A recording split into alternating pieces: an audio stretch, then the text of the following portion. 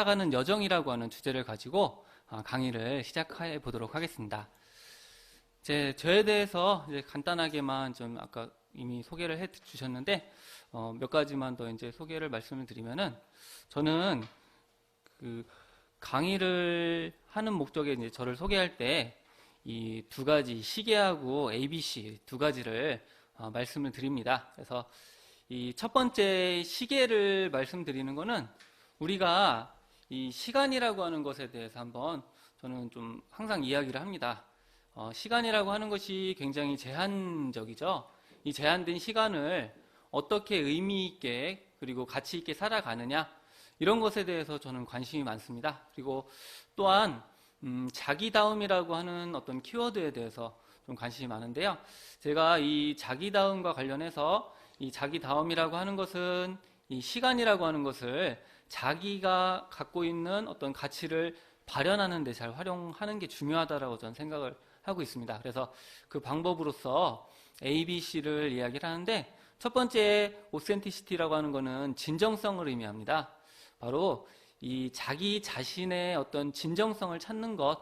그래서 다른 사람이 어떤 여러분들에게 혹은 나에게 부여한 이미지가 아니라 정말로 내가 어떤 사람인가, 이런 것들을 우리는 끊임없이 고민을 할 필요가 있다는 거죠. 그래서 겉으로 보여지는 나와 실제 내면의 나가 일치할 때 우리는 진정성이 있다고 이야기를 하고요. 이런 진정성을 찾도록 도와줄 수 있는 그런 사람이 되고 싶다라는 게 어떻게 보면 저에게 중요한 가치 중에 하나입니다. 자, 두 번째 B는 빌리프, 그래서 신뢰를 의미하기도 하고 또는 빌리브, 믿음을 의미하기도 합니다. 그래서 이 자기의 어떤 진정성을 발휘하고 있는 사람들은 결과적으로는 다른 사람들과의 관계에서도 어떤 서로 믿을 수가 있겠죠. 그래서 서로 간에 어떤 믿음을 주는 그런 사회, 그리고 마지막에 컨트리뷰트는 그걸 통해서 사회에 기여하는 사람. 그래서 제가 어떻게 보면 이제 강사로서의 어떤 교육을 하는 목적 중에 하나가 자기의 어떤 진정성을 찾고, 그리고 서로 간의 관계에서 좀 서로 믿을 수 있고 신뢰할 수 있고, 그리고 그것을 통해서 그런 사람들이 많아지면 세상이 더 행복해지겠죠. 그래서 그런 것들을 기여하고자 하는 것이 저의 강의의 목적인 거고요. 오늘 여러분들하고 2시간 동안 하는 강의도 결과적으로는 나를 이해하고 내가 갖고 있는 진정성을 탐색해서 여러분 자기다움을 표현하는 그런 방법으로서 어떻게 하면 나를 찾을 수 있을까에 대한 그런 주제를 가지고 진행을 하도록 하겠습니다. 그래서 저는 휴마인드 연구원 대표를 하고 있고 경영학 박사로 학생들을 좀 가르치고 있습니다. 그래서 제 소개는 이렇게 간단하게 말씀을 드리도록 하겠습니다. 자, 시작하기에 앞서서 우리가 알고 계신 분도 계실 것 같고, 혹은 이제 처음 들어본 분도 계실 것 같은데, 우리가 이제 인생을 살면서 필요한 3가지 금에 대한 이야기를 합니다. 그래서 오늘 주제와 관련해서 이 금에 대한 얘기를 해보도록 할 텐데요. 자, 여러분들은 인생에 필요한 3가지 금이 무엇이라고 생각하십니까? 네, 여러 가지 생각을 하고 계실 텐데요. 우선 제일 중요한 첫 번째 금이 바로 모두가 좋아하는 황금입니다. 우리가 이제 황금이라고 하는 거는 결국 돈과도 관련이 되어 있는데요. 우리가 삶을 좀 의미 있게 살아가고 가치 있게 살아가는 데 있어서 어떻게 보면 돈이라고 하는 것이 빼놓을 수는 없다라는 겁니다. 어떤 특히 자본주의 사회에서는 이 돈이라고 하는 것은 사람의 행복과도 이제 관련이 되어 있죠. 근데 우리가 이제 전통적으로 그런 얘기를 아이들에게 많이 했었습니다. 돈이라고 하는 것을 좋아하는 것들은 별로 좋지 않다. 왜냐하면 돈을 밝히면 못 써, 이런 얘기들을 했거든요. 근데 책 중에 이 보드 셰퍼라고 하는 사람이 돈이라고 하는 책을 쓴 책이 있습니다. 거기에서 이 돈에 대해서 이야기를 하는데요. 예전부터 돈에 대해서 터부시하고 이렇게 하는데 결과적으로 이렇게 터부시를 가르치는 사람들은 부를 축적했다라는 거죠. 그래서 그것을 이제 의미하는 바가 이제 돈이라고 하는 재원이 한정되어 있기 때문에 그걸 많이 정보를 갖고 있는 사람일수록 그 돈을 더 많이 얻을 수가 있다라는 거예요. 그래서 그 정보를 다른 사람들이 알기를 원치 않았다라는 그런 스토리가 있는데, 여기서 이제 그 중요한 거는 이 돈이라고 하는 건요, 삶을 어떻게 보면 그것이 많은 게 중요한 게 아니라 삶을 제약하지 않을 정도는 되어야 된다라는 거죠. 그래서 삶을 제약한다라면 그 돈이라고 하는 게 어떻게 보면 이제 의미가 만약에 돈 자체가 목적이 된다라면 그것이 행복한 삶이 될 수가 없겠죠. 하지만 내가 정말로 무언가를 하고 싶을 때 만약에 돈이 없다, 그러면 이제 그것은 문제가 됩니다. 그래서 우리가 살면서 이 황금이라고 하는 것들은 결국 나를 좀 자유롭게 할 수 있는 그런 요소가 될 수 있습니다. 우리가 이제 쉽게 그런 얘기를 많이 하죠. 내가 짜장면을 먹고 싶어서 짜장면을 먹는 거는 맛있지만 짜장면을 먹을 수밖에 없는 여건에 짜장면을 먹는 거는 그것이 행복할 수는 없겠죠. 그래서 우리가 삶을 좀 가치 있게 살아가는 데 있어서 이 재력이라고 하는 것도 무시를 할 수 없다라고 하는 것입니다. 자, 두 번째 요소는 바로 소금입니다. 우리가 그런 것도 있죠. 염분을 최대한 제한해서 소금을 안 먹기 운동. 그런데 실질적으로 그렇게 소금을 안 먹다 보니까 어떤 질병이 많이 노출되더라는 거예요. 그래서 우리가 살면서 음식을 어떤 맛깔스럽게 하는 데도 있지만 이 소금이라고 하는 것들도 좀 대단히 중요하다라는 겁니다. 그래서 이 소금이라고 하는 이제 그런 이제 두 가지. 그래서 소금을 우리가 어떤 사람의 가치 이런 것들을 설명할 때도 어떤 빛과 소금 그런 얘기를 많이 하죠. 그래서 우리가 이제 그런 소금도 이제 중요한 두 번째이고요.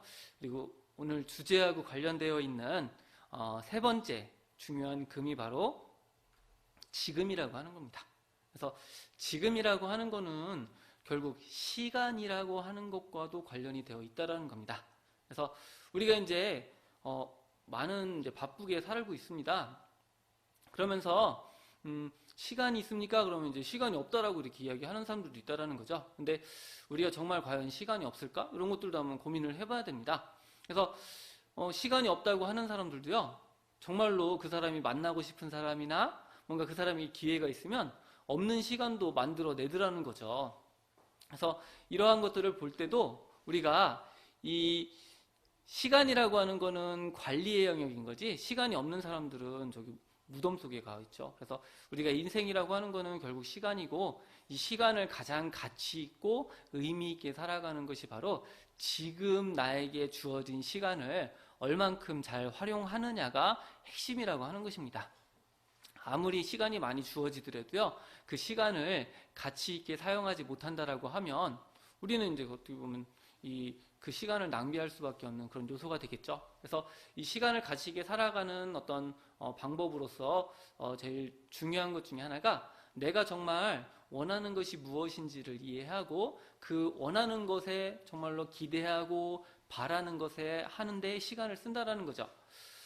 미국의 어떤 정치가 중에, 그리고 과학자이기도 한데요, 벤자민 프랭클린은 그런 이야기를 했습니다.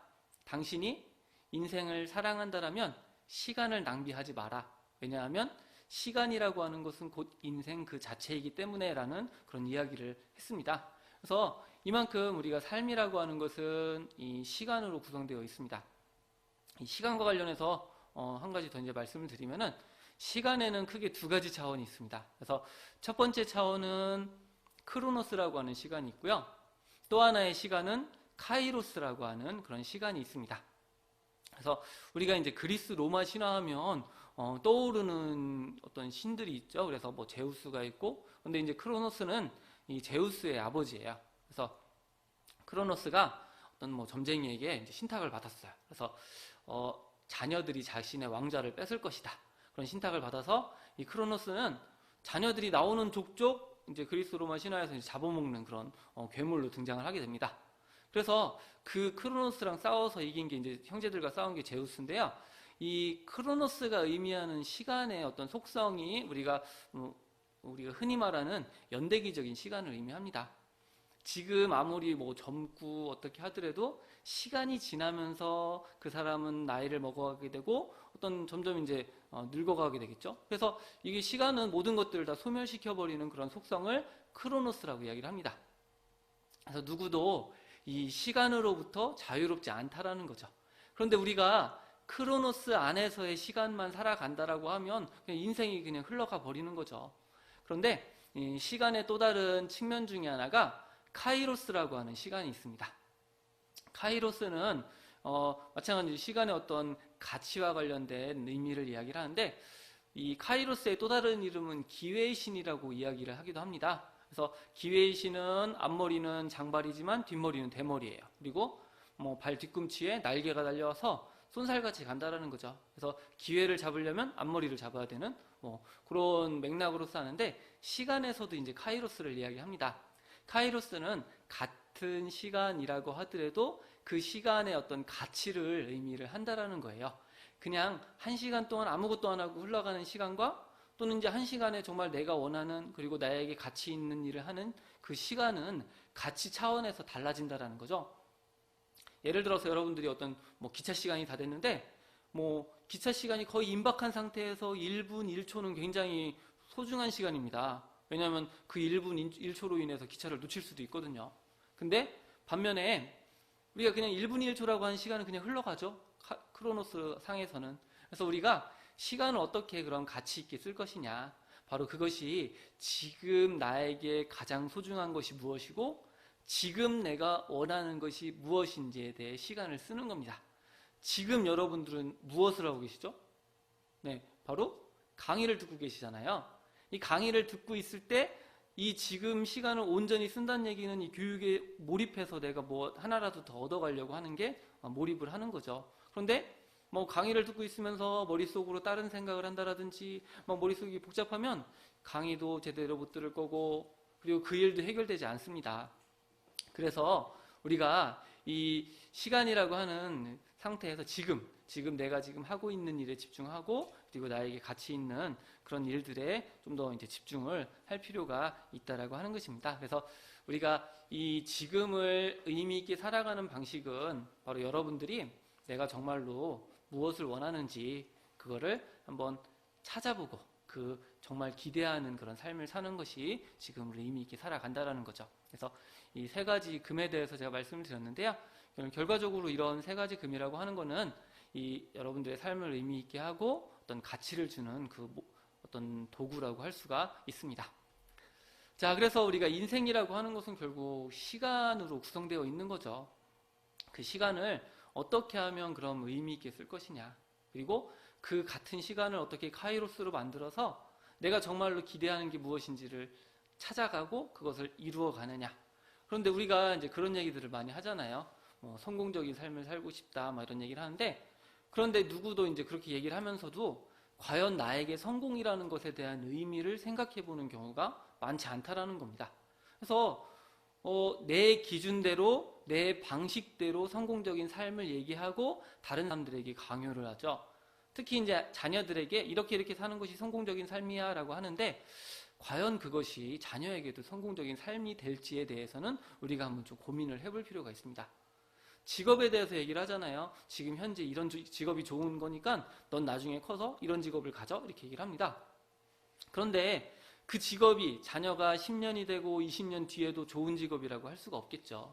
그것보다는 차라리 네가 정말로 네가 원하는 직업이 무엇이고 그 원하는 직업을 갖기 위해서 네가 무엇을 해야 될지 한번 노력을 해보자. 그러면서 이제 점점 이제 시간이 지나면서 상황이 바뀌고 환경이 바뀌면 그 상황 속에 맞춰서 또 조정하면 되는 거죠. 그래서 다른 사람에게 어떤 성공의 조건이 나에게도 성공의 조건이 될 수는 없다라는 거예요. 그래서 인생을 가치 있고 시간을 가치 있게 살려면 결과적으로 내가 정말로 원하는 게 무엇인지를 우리가 알고 있어야 된다는 거죠. 그래서 자신이 갖고 있는 어떤 진정성을 찾는 것도, 자기다움을 찾는 것도 굉장히 중요하다는 겁니다. 그래서 여러분들하고 한번 좀 재밌는 걸 한번 해볼 텐데요. 우리가 이제 앞에 화면에 보시면 시계가 있죠. 책에서 이제 그런 얘기를 했습니다. 우리 삶이라고 하는 것, 평균 수명을 80세로 가정했을 때 24시간을 우리 일생으로 이제 가정을 해봅니다. 그러면 이 3시간에 해당되는 부분, 3시간이 삶 속에서는 이제 10년에 해당이 됩니다. 그래서 이 화면을 좀 보시면은 3시간은 10년이고, 그러면 20살은 몇 시일까요? 바로 6시가 20세에 해당이 됩니다. 자, 여러분들은 아침에 몇 시에 일어나십니까? 다 6시에 일어난다고 가정을 하도록 하겠습니다. 그래서 6시에 일어나서 뭔가 이제 준비를 하죠. 6시, 7시에 일어나서. 그래서 출근 준비를 합니다. 그래서 9시에는 이제 회사 생활하는 사람들은 출근을 하게 돼요. 9시가 인생의 시기에는 30세에 해당이 된다는 거죠. 그래서 우리가 20살까지는 어떻게 보면 학생들이 기반을 쌓아가는 시기입니다. 그러다가 어느 정도 이제 기반이 쌓으면 30살 때까지 어떤 자기가 하고자 하는 일에 대해서 좀 탐색도 하고 그리고 준비를 하는 거죠. 본격적인 사회생활을 하기 위해서. 그런 다음에 9시에 출근해서 일하는 것처럼 30대부터 이제 본격적으로 자기의 일을 합니다. 그래서 출근하는 사람들이 몇 시까지 열심히 일을 하겠습니까? 네, 바로 점심때까지 열심히 일을 합니다. 점심때는 인생의 시계로서는 40대에 해당이 됩니다. 우리가 이제 40대에는 많은 갈등을 하게 되죠. 정말로 내 일이 맞는 건가? 아니면 혹시 다른 일을 찾아야 될까? 그러면서 이제 이게 나한테 맞는 거니까 좀 더 열심히 해보자. 그러면서 이제 성과를 내기 시작합니다. 그러면서 오후 3시까지 이제 열심히 일을 하는 거죠. 마찬가지로 오후 3시는 50대까지 이제 해당이 됩니다. 50대까지는 열심히 일을 해요. 그러다가 이제 오후 3시 되면 우리가 퇴근 후에 무엇을 할까 이제 고민도 하기도 하고 그런 이제 시간을 갖게 되죠. 마찬가지로 한 50대가 되면 이제 앞으로 내가 어떤 일을 할 것인지 뭐 이런 것들에 대해서 이제 고민을 한다는 거죠. 그리고 은퇴 후에 내가 어떻게 살아야 되는지. 그러고서 이제 6시에 퇴근을 한다고 이제 가정을 해보겠습니다. 그러면 6시 퇴근이면, 네, 6시에 퇴근은 우리가 인생 시계로 이제 60대에 해당이 됩니다. 그래서 60대에는 이제 보통 은퇴를 하는, 이제 이게 이제 보편적인 라이프 사이클인 거죠. 그러다가 이제 은퇴하고 나서 뭐, 퇴근하고 나서도 어떤 영화를 볼 수도 있고요. 뭐, 어떤 투잡을 할 수도 있습니다. 그래서 은퇴하고 나서 어떤 제2의 인생을 살 수도 있고 여러 가지 이제 선택을 할 수가 있겠죠. 그러다가 이제 오후 9시, 저녁 9시쯤 되면 이제 집에 갈 준비를 하겠죠. 70대에 해당이 됩니다. 그러다가 이제 12시가 되면 이제 취침하는 뭐 이런 사이클.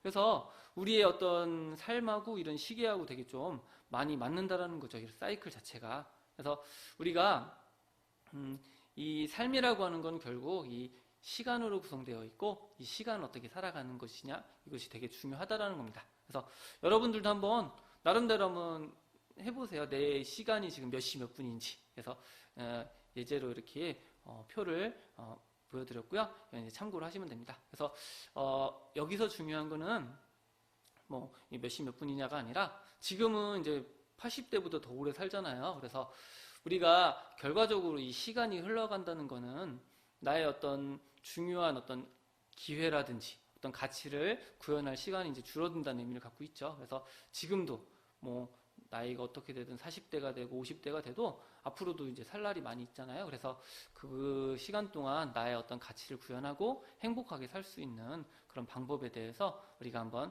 생각해 볼 필요가 있다라고 하는 것입니다. 자, 그래서 뭐 여러 가지 어떤 성공에 대한 어떤 가치가 있을 수도 있고 그리고 뭐 그 나름대로 생각하는 기준이 있겠죠.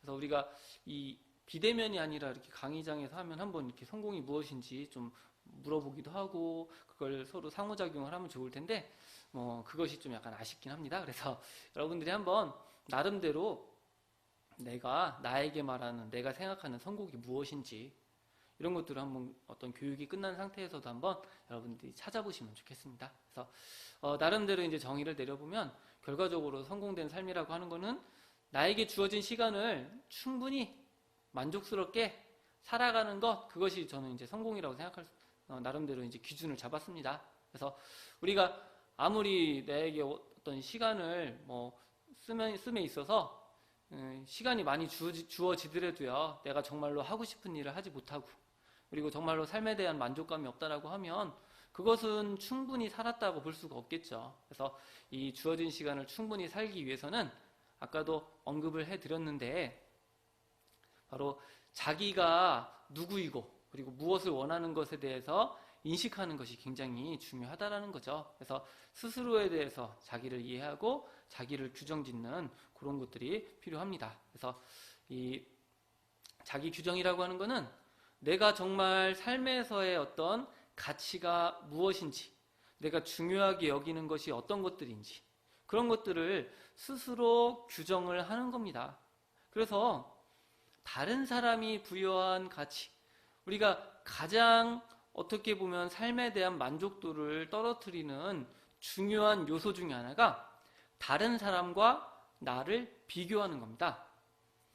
비교를 하게 되면 아무래도 뭔가 그 사람의 어떤 기준에 따라서 내가 내 가치에 부합하지 않을 수도 있겠죠. 그래서 비교하지 말고 정말로 다른 사람이 말하는 그런 성공, 그리고 다른 사람이 말하는 행복, 그것이 반드시 나에게 일치하지 않죠. 그래서 내가 원하는 성공 그리고 내가 원하는 행복이 무엇인지를 나름대로 규정을 해야만 좀 자유로워질 수가 있습니다.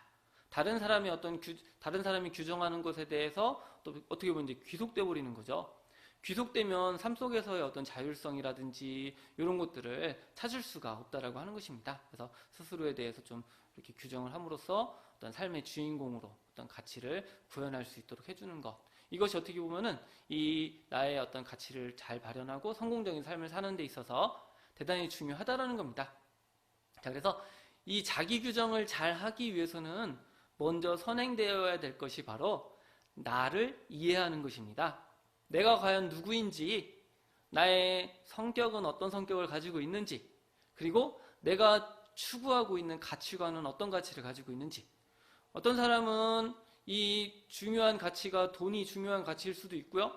어떤 사람은 일에서의 성공일 수도 있습니다. 또 어떤 사람은 가정 안에서의 어떤 행복이 중요한 가치일 수도 있어요.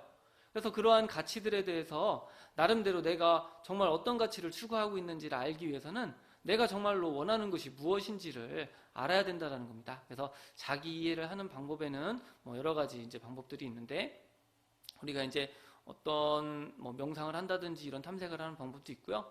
어떤 검증된 검사를 하는 방식도 있을 수 있습니다. 그래서 그런 내용들에 대해서는 뒷부분에 조금 더 말씀을 드리도록 하고요. 일단 우선적으로 여러분 자신이 한번 내가 정말로 나의 삶 속에서 나를 행복하게 해주는 것이 무엇인지에 대한 한번 규정을 한번 내려보는 연습을 해보도록 하겠습니다. 그래서 일단 성공에 대한 거, 가치에 대한 거 여러 가지가 있지만 한번 여러분들이 행복에 대해서 한번 정의를 내려보면 좋겠습니다. 우리가 사는 이유가 뭐겠습니까? 결과적으로 행복한 삶을 살고자 하는 것이 어떻게 보면 이제 보편적인 가치라고 하는 거죠. 그래서 이 행복이라고 하는 것들도 나의 행복과 다른 옆에 있는 사람 혹은 자녀의 행복이 같을 수가 없다라는 거예요. 그래서 다른 사람이 규정해주는 이런 행복은 사실 나에게 그것이 별로 그렇게 와닿지 않을 수 있다는 거죠. 그래서 스스로 행복에 대해서 좀 규정을 내리고 정의를 내려볼 필요가 있습니다.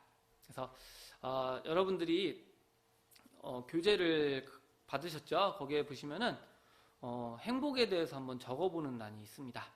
그래서 여러분들이 한번 내가 생각하는 행복이 어떤 건지, 나를 행복하게 만들어주는 요소가 무엇인지 이런 것들을 한번 잠깐 한번 적어보도록 하겠습니다. 그래서 제가 한 1분 정도 시간을 드릴 테니까 한 가지만 한번 선택해서 적어보시고, 그리고 채팅하시는 분이 있으시면 채팅창에다 한번 그걸 올려줘 보세요. 그래서 그것이 왜 나에게 행복의 요소가 무엇이고 그것이 어떤 이유로서 나에게 가치가 있는지, 그래서 그것을 한번 잠깐 시간을 내서 적어보겠습니다.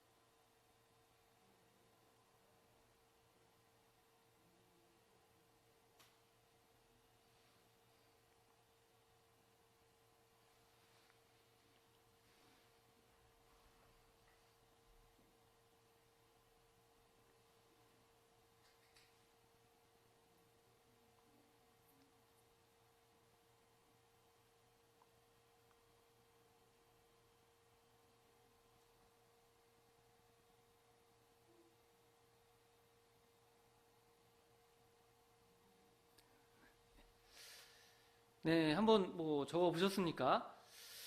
네, 우리가 이제 행복이라고 하는 요소를 되게 거창하게 생각할 수도 있는데요. 사실 이 행복이라고 하는 것이 거창하지 않을 수도 있다는 거예요. 그래서 저를 예를 들면은 저는 아기가 한번 웃어주면 그게 저한테는 행복이 될 수 있다는 거예요. 그래서 그러면 아이가 웃는 게 행복이야. 그러면 지금 과연 내가 아이를 웃게 하는 행동을 하고 있는지, 정말로 그것이 어떤 나의 욕심 때문에 아이를 불행하게 하고 있는 건 아닌지, 이런 것들을 나름대로 좀 생각을 해볼 수가 있겠죠. 그래서 우리가 이 행복에 대한 요소를 나름대로 생각해 보는 것은 어떻게 보면 내가 나의 삶의 가치에 어떤 점에 좀 가치를 부여할 것인지 그런 것들을 판단하는 데 있어서 굉장히 중요한 기준이 될 수 있다는 거예요. 그래서 내가 정말로 이게 행복하지 못한 이유가 뭘까? 그걸 찾아서 그걸 어떻게 하면 그럼 나의 삶을 행복하게 할 것인지 이런 것들을 찾을 수가 있다라고 하는 거죠. 그래서 여러분들 혹시 그 영화 중에 더 임파서블이라는 영화 혹시 보셨습니까? 자, 더 임파서블 영화는 이 동남아의 어떤 쓰나미가 일었을 때 스토리를 어떤 표현을 한 영화입니다. 그래서 거기에서 이제 일가족이 나와요. 일가족이 나오는데 쓰나미로 인해서 가족이 다 산산이 막 뿔뿔이 흩어졌다라는 거죠. 거기다가 이 엄마가 좀 이제 상처까지 입었어요. 쓰나미 때문에. 그래서 이제 그러다 보니까 이제 막 서로 가족을 찾으러 다니고 그러다가 결과적으로는 어떤 병원에서 이제 가족들을 만나게 됐습니다.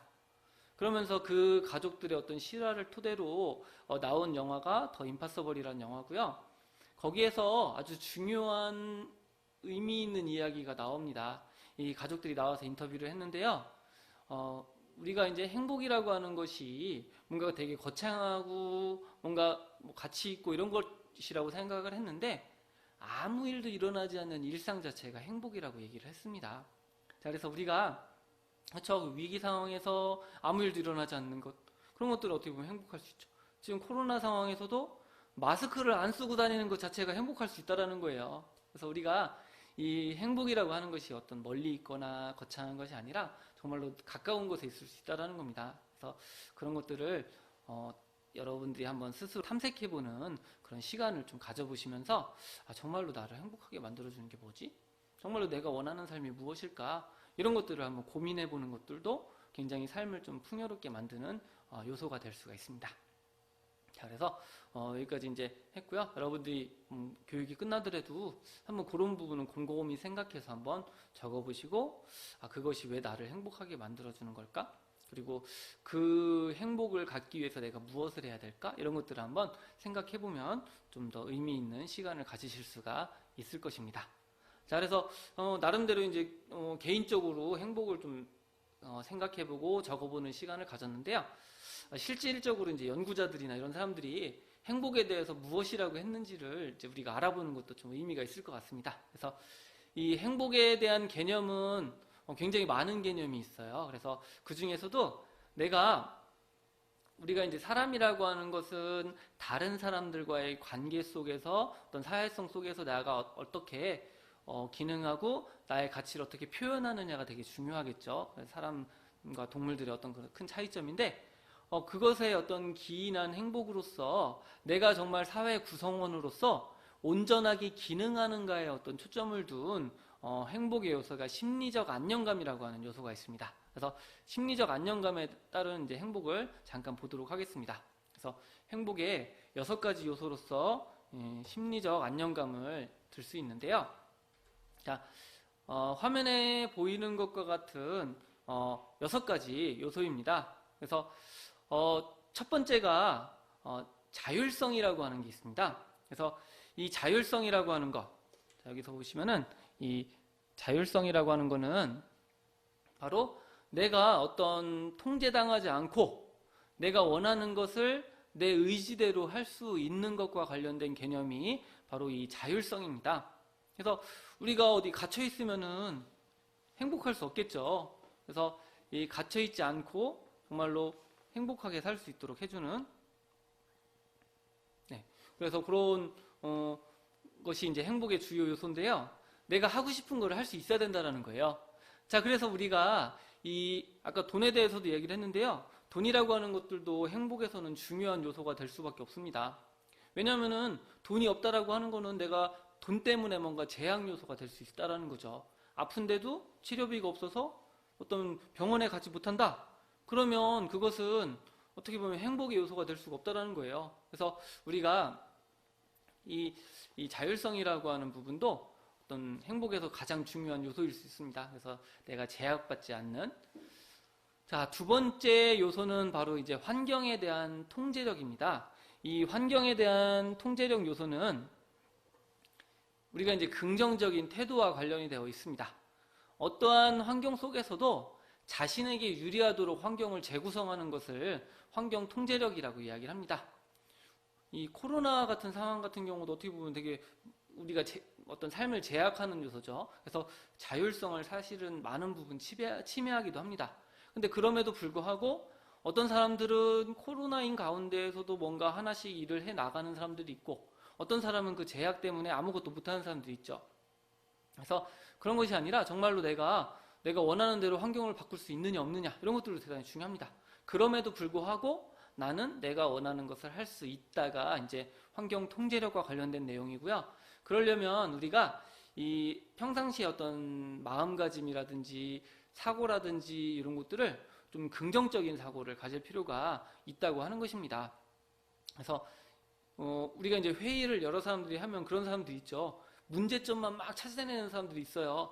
이번에 우리가 같이 모여서 우리 마을 발전을 위해서 한번 같이 어떤 좋은 일 한번 해봅시다 이렇게 얘기하면은 그냥 꼭 한 분이 나서갖고 그거 좀 예산상으로 좀 어렵지 않겠어요? 막 이런 얘기만 막 찾으시는 분이 있어요. 근데 뭐 그런 것들이 어떻게 보면 발생 가능한 문제를 미리 사전에 예방할 수 있는 어떤 좋은 점이 있을 수도 있겠지만, 반면에 열심히 뭔가 하려고 하는 사람들의 어떤 길을 꺾어놓을 수도 있다는 거죠. 그래서 우리가 그것보다는 이런 어려운 환경이지만 우리가 원하는 목적은 마을의 어떤 발전을 하는 것이 목적입니다. 그럼 그 발전을 위해서 무엇을 할 수 있을까요? 이러면서 긍정적인 대안을 찾는 거죠. 그래서 이것처럼 우리가 이제 어떤 회의에서도 그런 것들이 있지만 개인의 삶 속에서도 분명히 나에게 어떤 제약들이 많습니다. 살면서 이런 제약도 있고 저런 제약도 있는데, 그럼에도 불구하고 정말로 내가 무엇을 바꿔서 그 제약을 좀 극복할 것인지, 그래서 이 환경을 나에게 좀 유리하게 만드는 것, 이런 것들 또한 이 행복감을 갖게 해주는 중요한 요소가 될 수 있다는 거죠. 자, 그리고 또 다른 요소가 바로 이 삶에 대한 만족도입니다. 개인적인 성장입니다. 그래서 이 개인적인 성장이라고 하는 것은 내가 지금 어떤 행위를 하던 살아가면서 어제보다 오늘의 내가, 오늘보다 내일의 내가 더 발전하고 있다는 것을 인식할 수 있어야 된다는 거예요. 그렇게 함으로써 어떤 행복의 요소, 행복감을 느낄 수 있다라고 하는 것입니다. 그래서 우리가 이제 어떤 전업주부 분들 같은 경우 다 그런 건 아니지만 어떤 가사일만 하다 보니까 좀 행복감이 떨어지시고 막 이런 분들도 있습니다. 이제 그런 경우에는 내가 계속 맨날 똑같은 일, 무한반복, 그래서 내가 지금 발전하고 있나, 발전하고 있지 않네, 뭐 이런 것들을 느끼면 우리가 이제 삶에서 만족감을 느낄 수가 없다라고 하는 거죠. 그래서 우리가 정년퇴직하고 그냥 집에서 이렇게 쉬고 이렇게 되면은 그럴 때 이제 많이 의기소침해지고 혹은 이제 어떤 우울감이 오고 이런 것들도 결국 내가 어떤 일을 하면 일에서의 어떤 성취감도 있고 내가 성장감도 있지만 그런 것들을 느끼지 못하면 행복감이 많이 결여될 수밖에 없다라고 하는 거죠. 그래서 우리가 혹시 이제 정년퇴직을 했다 그러면 뭔가 새로운 나를 발전시킬 수 있는 걸 찾아보는 것도 되게 좋아요. 취미생활이나 뭐 이런 것들. 그렇게 함으로써 지속적으로 내가 성장하고 있다라고 느낄 수 있어야 된다라는 거죠. 그래서 자녀들 같은 경우 이렇게 막 자녀를 키우는 부모들 같은 경우 특히 이제 가사를 하시는 분들 같은 경우는 자녀가 커가고 자녀가 성장하는 것이 어떻게 보면 나의 어떤 성장과도 이제 이렇게 대치시키는 경우도 많이 있습니다. 그런데 이제 그 자녀들이 다 커갖고 다 떠나버리면 이제 빈둥지 증후군을 느끼기도 하죠. 그런 것들도 결국에는 내가 뭔가 이 나를 성장시킬 대상이 어떻게 보면 잃었다라는 그런 느낌일 수도 있어요. 그래서 우리가 끊임없이 나를 발전시키고 성장시키는 요소가 무엇인지를 찾고 어제보다 나은 나를 계속 개발하는 것도 행복의 중요한 어떤 요소가 될 수가 있습니다. 자, 또 행복의 또 다른 요소 중에 하나가 바로 이 삶의 목적성이 결여되는 것입니다. 그래서 삶에 대한 어떤 목적성과 방향성을 가지고 있어야 됩니다. 우리가 매년 이 달력을 넘길 때 2020년에서 2021년이 넘어올 때 항상 우리가 하는 게 있죠. 올해는 내가 어떤 계획을 세우고 어떤 목표를 수립할 거야. 그래서 그 어떤 방향성을 가지고 있으면 우리가 삶 속에서의 어떤 만족감도 높아질 수 있다는 거죠. 여러분들이 여행을 가는 거 한번 떠올려 보시면 됩니다. 여행을 가서 이렇게 누리는 것도 즐거움이지만 또 다른 즐거움은 여행지를 설정하고 여행에 대한 계획을 구체화하고 그것을 하나하나 해 나아가는 것 자체가 어떻게 보면 내가 그 기쁨을 누릴 수도 있고 행복감을 느낄 수 있다는 거죠. 이것처럼 삶에 대해서 내가 방향성을 잃어버리고 목적이 없다라고 하면 그것은 그것만큼 불행한 것도 없다라는 거죠. 그래서 우리가 이 행복감을 갖기 위해서 내가 정말로 어떤 것을 하기를 원하는지, 어떤 방향으로 나아갈 것인지 이런 것들을 한번 나름대로 설계하시는 것도 굉장히 중요한 행복을 만들어가는 요소일 수 있습니다. 자, 또 다른 요소는 긍정적인 대인관계입니다. 그래서 우리가 아무리 다른 부분에서 성공하더라도요, 내가 그 가치, 어떤 성공을 누릴 사람이 없다라면, 그리고 다른 사람과의 어떤 관계가 단절되거나 이러면은 삶에 대해서의 어떤 행복감이라든지 만족감이 떨어질 수밖에 없습니다. 그래서 이런 긍정적인 대인관계를 위해서 내가 어떤 것을 할 것인지, 결과적으로 이 대인관계에서 제일 중요한 것 중에 하나가요, 나의 방식대로 상대방에게 뭔가를 제공하는 것이 아니라 상대방이 원하는 것이 무엇인지를 알고 그것을 하는 것이 결과적으로는 긍정적인 대인관계를 좋게 만드는 요소일 수 있습니다. 예전에 이제 그런 얘기가 있어요. 우리가 이제 황혼이혼을 얘기하는데요.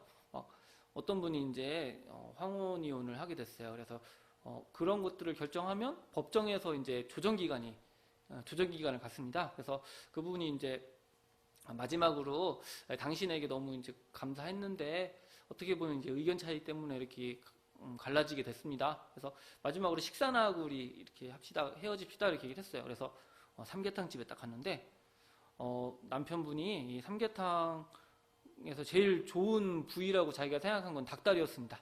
닭다리를 2개를 다 떼어서 아내에게 딱 준 거예요.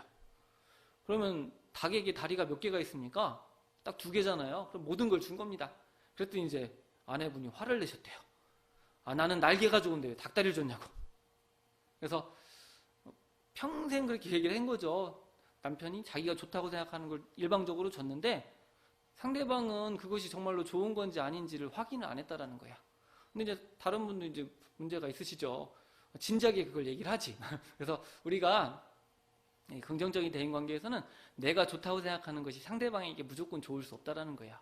그래서 뭐 그런 예화들도 많이 있습니다. 사자하고 소하고 결혼했는데 사자에게 좋은 건 육식이지만 소에게 좋은 건 풀이잖아요. 자기가 좋다고 남도 좋다라는 이런 보장이 없겠죠. 그래서 우리가 이제 대인관계를 잘 하는 것들도 상대방에게 정말로 그 사람이 무엇을 원하는지 잘 듣고 그 사람이 원하는 것을 주는 것. 그렇게 함으로써 관계가 좋아지는 것 자체가 행복의 중요한 요소일 수 있습니다. 그리고 가장 중요한 요소가 바로 이 마지막 요소입니다. 바로 자기 자신을 수용하는 자아수용이라고 하는 개념입니다. 자아수용이라고 하는 건요, 자신이 갖고 있는 어떤 성격적인 특성일 수도 있고요, 자신이 갖고 있는 어떤 생각일 수도 있습니다. 그리고 자신의 어떤 강점일 수도 있고 약점일 수도 있어요. 사람들이 모두 다 강점만 갖고 있지 않잖아요. 그래서 그러한 강점과 약점을 포함한 모든 자신의 조건들, 그리고 과거의 어떤 경험, 과거의 일들, 이런 것들을 있는 그대로 인정하고 그것을 수용하는 것, 이게 이제 자아 수용에 해당이 됩니다. 과거에 우리가 이제 과거에 내가 이걸 좀 더 했으면 막 이런 얘기들 많이 하잖아요. 뭐뭐라면 나는 좀 더 나았을 텐데. 이런 생각을 갖고 살아가는 것만큼 불행한 것도 없다라는 거야. 그때 그런 일이 있었지. 그래, 그것이 나의 모습이야. 그래, 나의 단점도 있어. 이 단점도 나의 모습이야. 하지만 이런 장점을 갖고 있기 때문에 나는 그 장점을 통해서 나의 삶을 좀 더 가치 있게 살아갈 수 있을 거야. 이렇게 스스로의 있는 모습을 온전히 수용할 때 우리는 행복감을 느낄 수가 있다라고 하는 겁니다. 그리고 자기 자신에 대해서 수용하는 사람들은 다른 사람들도 수용할 수가 있다라는 거예요. 스스로를 수용하지 못하는데 누구를 또 수용할 수 있겠습니까? 그래서 이 행복의 6가지 요소는 이 자율성과 환경 통제력, 개인적 성장, 삶의 목적, 그리고 긍정적 대인관계, 자아 수용이라고 하는 이 6가지가 균형되게 이루어질 때 행복을 느낄 수 있다라는 것이 이제 연구 자료입니다. 그래서 그것을 우리는 이제 심리적 만족감이라는 개념을 쓰는데요. 결과적으로 이것이 됨으로써 나는 충분히 이 사회에 기여하는 사람이야. 그리고 어떤 이 사회 속에서 내가 충분히 온전하게 나의 역량을 발휘할 수 있어라고 느끼는 거고, 결국에는 그것이 이제 행복의 요소라고 할 수가 있습니다. 그래서 이런 부분인 거고요. 이 자아 수용에서 우리가 생각해 봐야 될 거는, 자기를 수용하려면 우선 해야 될 게 있죠. 바로 내가 어떤 사람인지, 나의 강점이 무엇인지, 나의 약점이 무엇인지, 이런 것들을 파악을 해야 된다는 거죠. 그래서 자기 이해가 기반이 되어야만 자아 수용이 될 수가 있습니다. 그래서 우리가 이 행복을 위해서라도 우리가 내가 어떤 사람인지를 아는 것은 굉장히 중요하다라는 거예요. 그래서 그 부분으로 설명을 드렸습니다. 그래서 우리가 이 앞에서 막 행복에 대해서도 얘기를 했는데요. 결과적으로는 자기 이해가 기반이 돼야만 어떤 삶을 행복하게 살 수도 있기도 하고, 그리고 어떤 자기다움을 찾아감으로써 결과적으로 온전하게 기능을 할 수가 있다라고 하는 겁니다. 그래서 이 자기 이해, 자기를 이해하는 것은 결국 우리가 성숙하고 성장한다는 의미를 가지고 있고요. 우리가 이제 성숙의 중요한 조건 중에 하나가, 첫 번째가 바로 나를 아는 겁니다. 자신을 아는 것. 또 다른 두 번째가 이제 책임을 지는 거예요. 우리가 흔히 이제 어른이 된다는 얘기를 하죠. 나이를 많이 먹었다고 해서 그것을 어른이 된다라고 하기에는 좀 약간 부족할 수 있습니다. 그래서 어린아이와 어떤 성인들의 어떤 가장 큰 차이 중에 하나가 바로 자신의 삶에 대해서 책임을 지고자 하는지 지지 않는지가 중요하다라는 거죠. 예를 들어서 아이들이 우리가 이제 아이들을 미성숙한 상태라고 얘기를 하는데, 아이들이 어떤 문제를 치거나 어떤 사고를 치면 우리는 그 아이들이 책임지기보다는 부모들이 가서 어떤 문제를 해결하잖아요.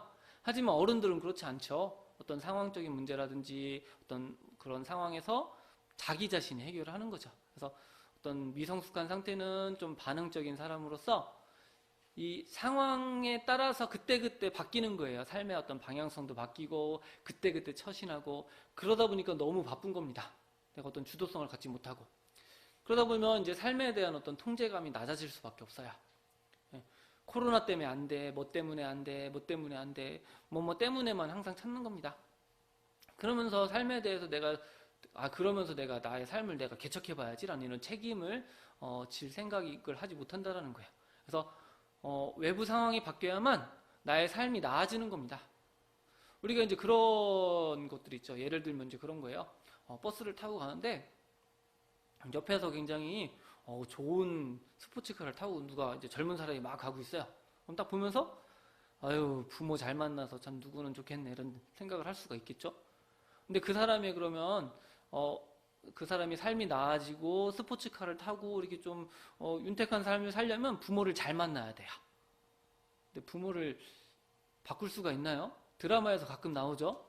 예, 지나가다가 이렇게 도와줬더니 사실은 네가 내 아들이야, 뭐 이런 얘기 하잖아요. 근데 그건 드라마에서만 있는 거고, 그래서 그렇게 뭔가 상황 때문에라는 것을 계속 핑계거리로 삼으면 발전할 수가 없다라는 거죠. 외부 상황이 나아져야만 나의 삶이 나아지는 거예요.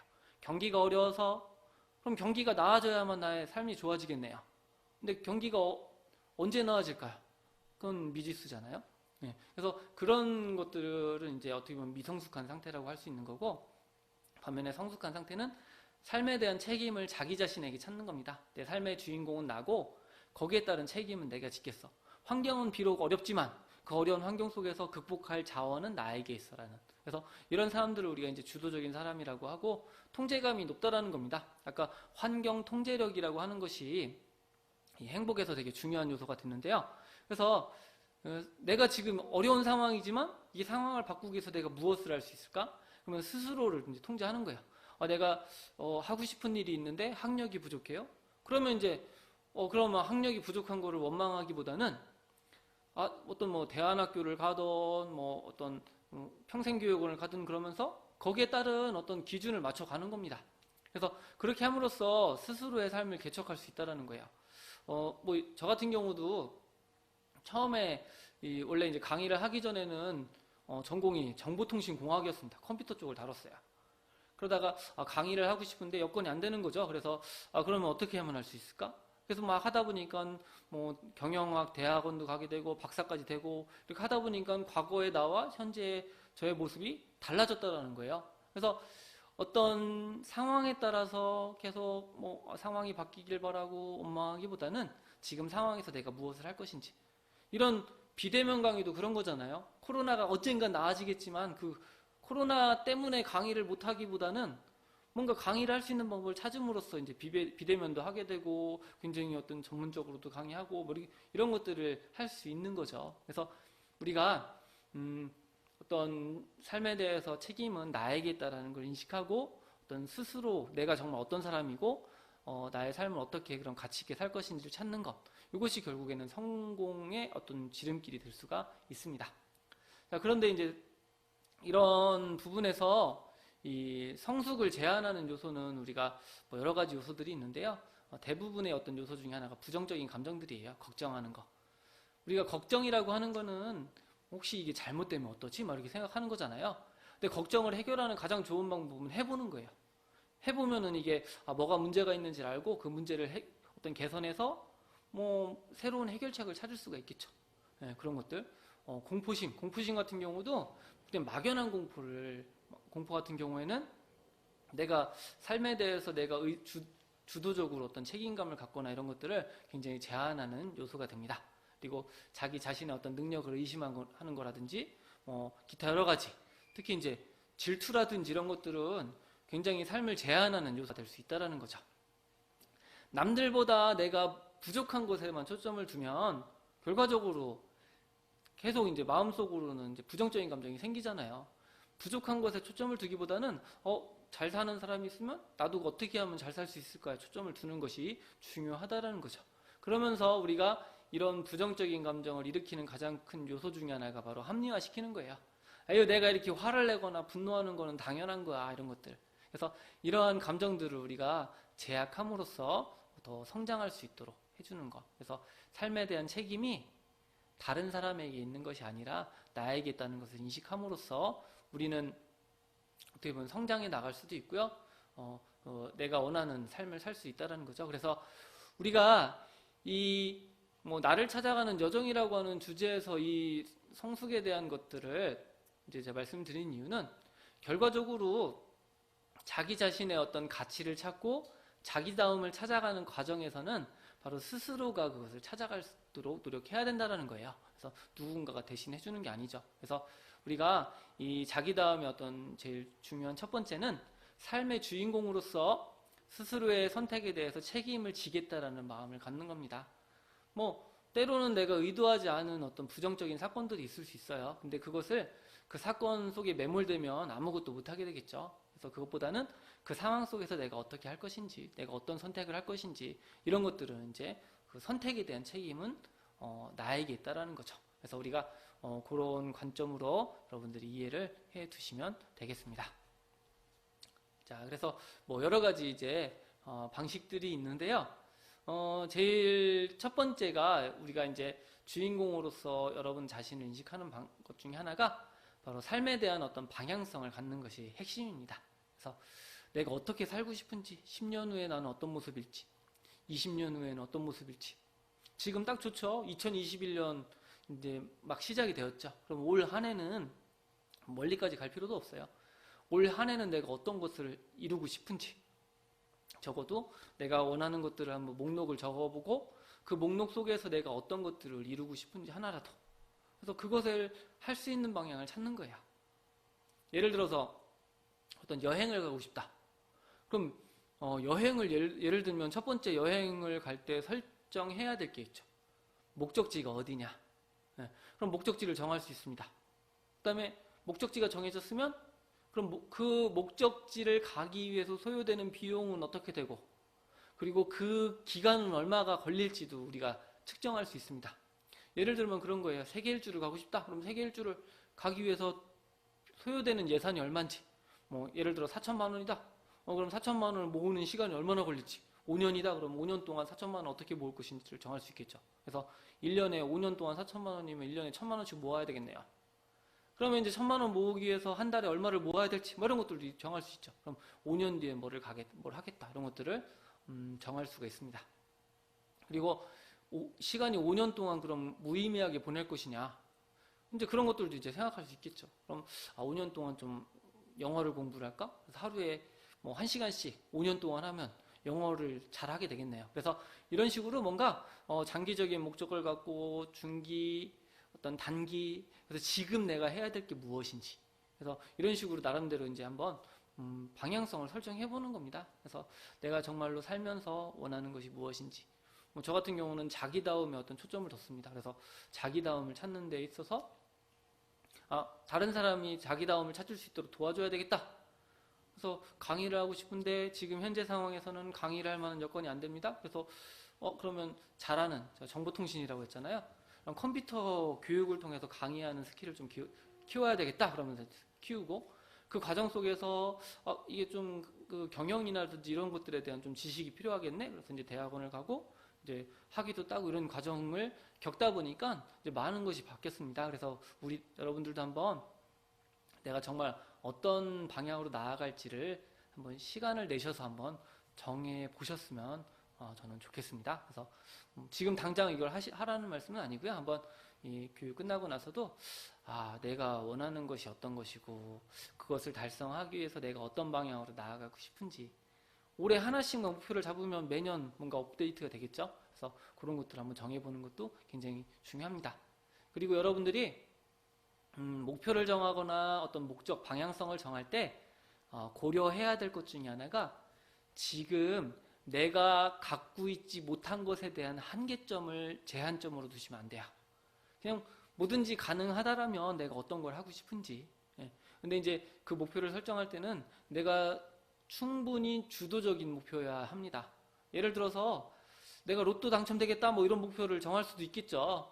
근데 로또 당첨되는 건 내가 주도적으로 할 수 있는 게 아니죠. 로또 당첨을 위해서 주도적으로 할 수 있는 건 있죠. 복권을 매번 사는 거야. 그건 할 수 있습니다. 하지만 그 로또가 당첨되고 마냐는 순전히 운이잖아요. 그런 것들이 아니라 정말로 내가 주도적으로 할 수 있는 목표가 무엇인지, 그래서 그것을 가지고 세분화함으로써 어떤 하나하나 만들어 나가는 것. 그러면 이 행복의 6가지 요소 중에서 이제 삶의 목적을 갖는 것이 결과적으로는 자신의 만족감을 높일 수 있는 겁니다. 그래서 뭐 이렇게 진행하다가 실패하면 어떻게 되겠습니까? 네, 그러면은 실패하면 다시 수정해서 나아가면 되는 거죠. 그래서 그런 것들 한번 목표를 세워보시기를 바라겠습니다. 자, 두 번째는 이제 주인공으로서의 나를 찾고 자기다움을 찾는 가장 좋은 방법 중에 하나가 스스로에 대해서 정체감을 형성하는 거예요. 이 자아정체감이라고 하는 개념이 있는데요. 내가 누구인가에 대한 스스로의 규정을 우리는 자아정체감이라고 하는데요. 이 자아정체감이 중요한 시기가 바로 청소년기에 중요합니다. 청소년기에 막 사춘기가 있고 뭐 중2병 막 이런 얘기를 하잖아요. 이건 좌충우돌 시기입니다. 내가 정말로 어떤 사람인지를 탐색하는 과정인 거죠. 뭐 시행착오도 겪어가면서 형성하는. 그래서 청소년기의 중요한 과업 중에 하나가 이런 자아정체감인데요. 이 자아정체감이 또 중요해지는 시기가 바로 중년기 이후입니다. 중년기 이후에는 많은 것들이 변화를 합니다. 어떤 일을 하다가도 어떤 직장이 바뀔 수도 있고요. 뭐 은퇴를 할 수도 있고. 이랬을 때 이제 자기 자신에 대한 어떤 가치감이라든지 내가 어떤 사람일지에 대한 어떤 혼란스러운 자아 정체감의 어떤 혼란을 경험하게 됩니다.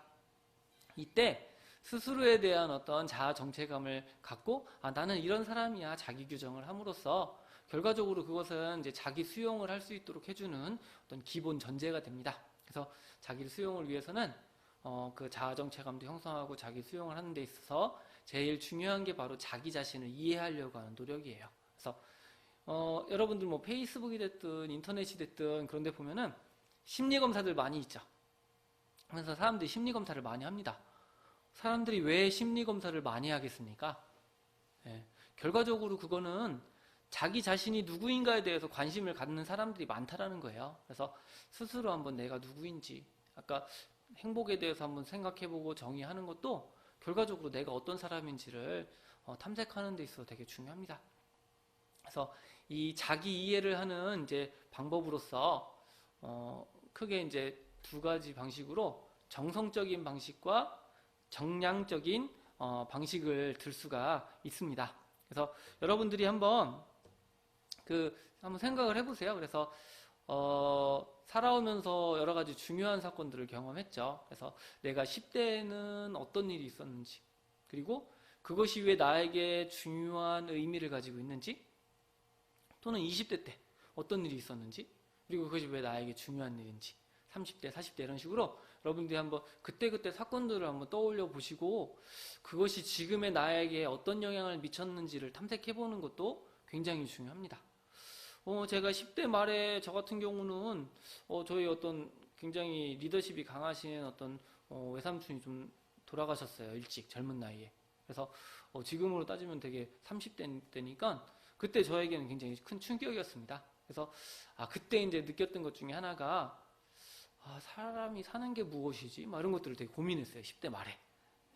10대 때 하지 않을 그런 고민들인 거죠.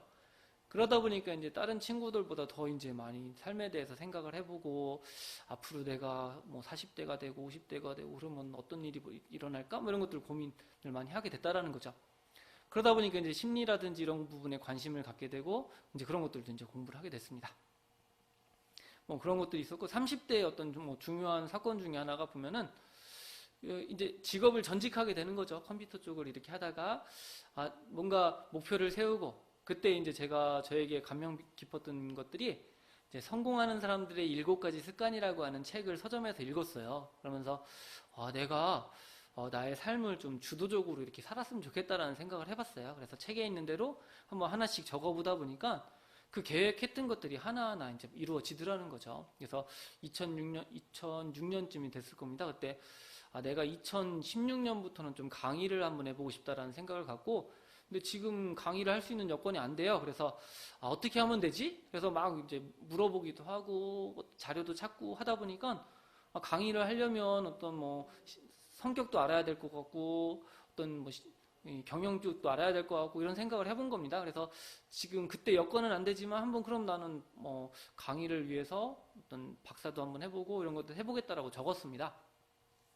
근데 적고서 하다 보니까 2016년에 강의를 시작하고자 마음을 먹었는데 실제로는 2009년부터 이제 강의를 했다라는 거예요. 그래서 그런 것들을 통해서 제가 이제 나름대로 이제 신념이랄까 가치관으로 형성된 것 중에 하나가 뭔가 안 되는 게 없는 거구나. 네. 그래서 뭔가 목표를 세우고 그것을 어떻게 할까를 고민한다라는 거예요. 그래서 예전 같으면은 좀 그랬거든요. 누군가가 저에게 제안을 합니다. 그러면 제안을 하면 지금 그걸 할 수 없으면 좀 못하겠는데요. 이렇게 했다라면 지금은 제안을 하게 되면 그럼 그것을 어떻게 잘할 수 있을까? 이것을 고민한다라는 거야. 그래서 나름대로 이제 객관적인 판단을 해서 어느 정도 시간이 있으면 그 시간 내에서 내가 충분히 할 수 있겠다 싶으면은 그러면 도전을 하고 만약에 객관적인 평가를 통해서 그것이 어떤 당장 내가 어떤 한 것 자체가 좀 무리가 있다 그러면 좀 보류를 하는 거죠. 그래서 이런 식으로 뭔가 어떤 새로운 도전에 대해서 한번 해보겠습니다. 이렇게 마음을 먹을 수 있도록 해주는 계기가 바로 그 30대 때 좀 마련됐다라는 거죠. 그래서 이런 식으로 우리가 중요한 사건들이 있다라는 거예요. 그래서 여러분들이 한번 내 가치관을 형성한 중요한 사건들이 뭐가 있는지 이걸 한번 적어보시면 좋겠습니다. 그래서 한번 적어보고 그것이 왜 나에게 중요하지? 그것을 통해서 나는 어떤 모습으로 지금 나의 모습이 만들어졌는가? 이런 것들을 한번 판단해 보시는 것도 굉장히 도움이 될 것이라고 생각이 듭니다. 그래서 한번 그런 내용들을 좀 해드렸으니까요. 한번 적어보면 좋겠습니다. 자, 다음으로 이제 그것을 가지고 과거의 그런 사건들이 현재 나에게 어떤 영향을 미쳤는지 그래서 여러분들이 한번 적어보세요. 내 성격은 어떤 성격을 갖고 있는지. 뭐 나는 긍정적인 사람입니다. 뭐 이런 간단하게 적으시면 돼요. 그래서 내가 갖고 있는 성격은 어떤 사람이고 내가 갖고 있는 강점은 어떻고 그리고 나의 가치관은 어떠한지 이런 것들을 한번 여러분들이 한번 시간을 좀 쓰셔갖고 그런 것들을 해보시면 내가 정말 나의 모습은 어떤 사람인가 그리고 내가 앞으로 정말로 무엇을 해야 될지 이런 것들을 찾는 데 중요한 단서가 될 수가 있습니다. 그래서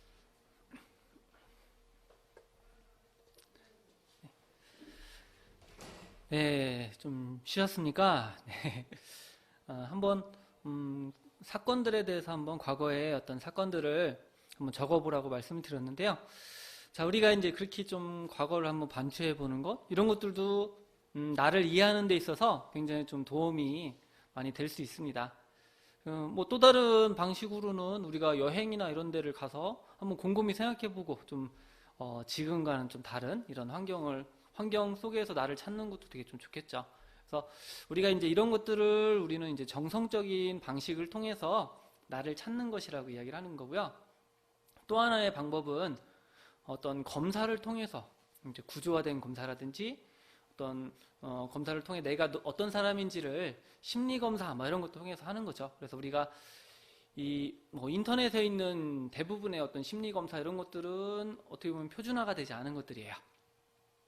그 대표적인 것 중에 하나가 우리가 이제 성격, 뭐 혈액형에 따른 성격 뭐 이런 것들이 있죠. 그런데 이제 혈액형에 따른 성격 이런 것들은 사실 검증되지 않았습니다.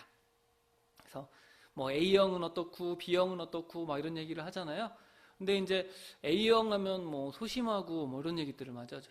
소세지? 뭐 그래서 뭐 소심하고 세심하고 지는 뭐 지랄 맞다 이렇게 얘기하는데 어쨌든 소심하다 뭐 이런 얘기를 해요.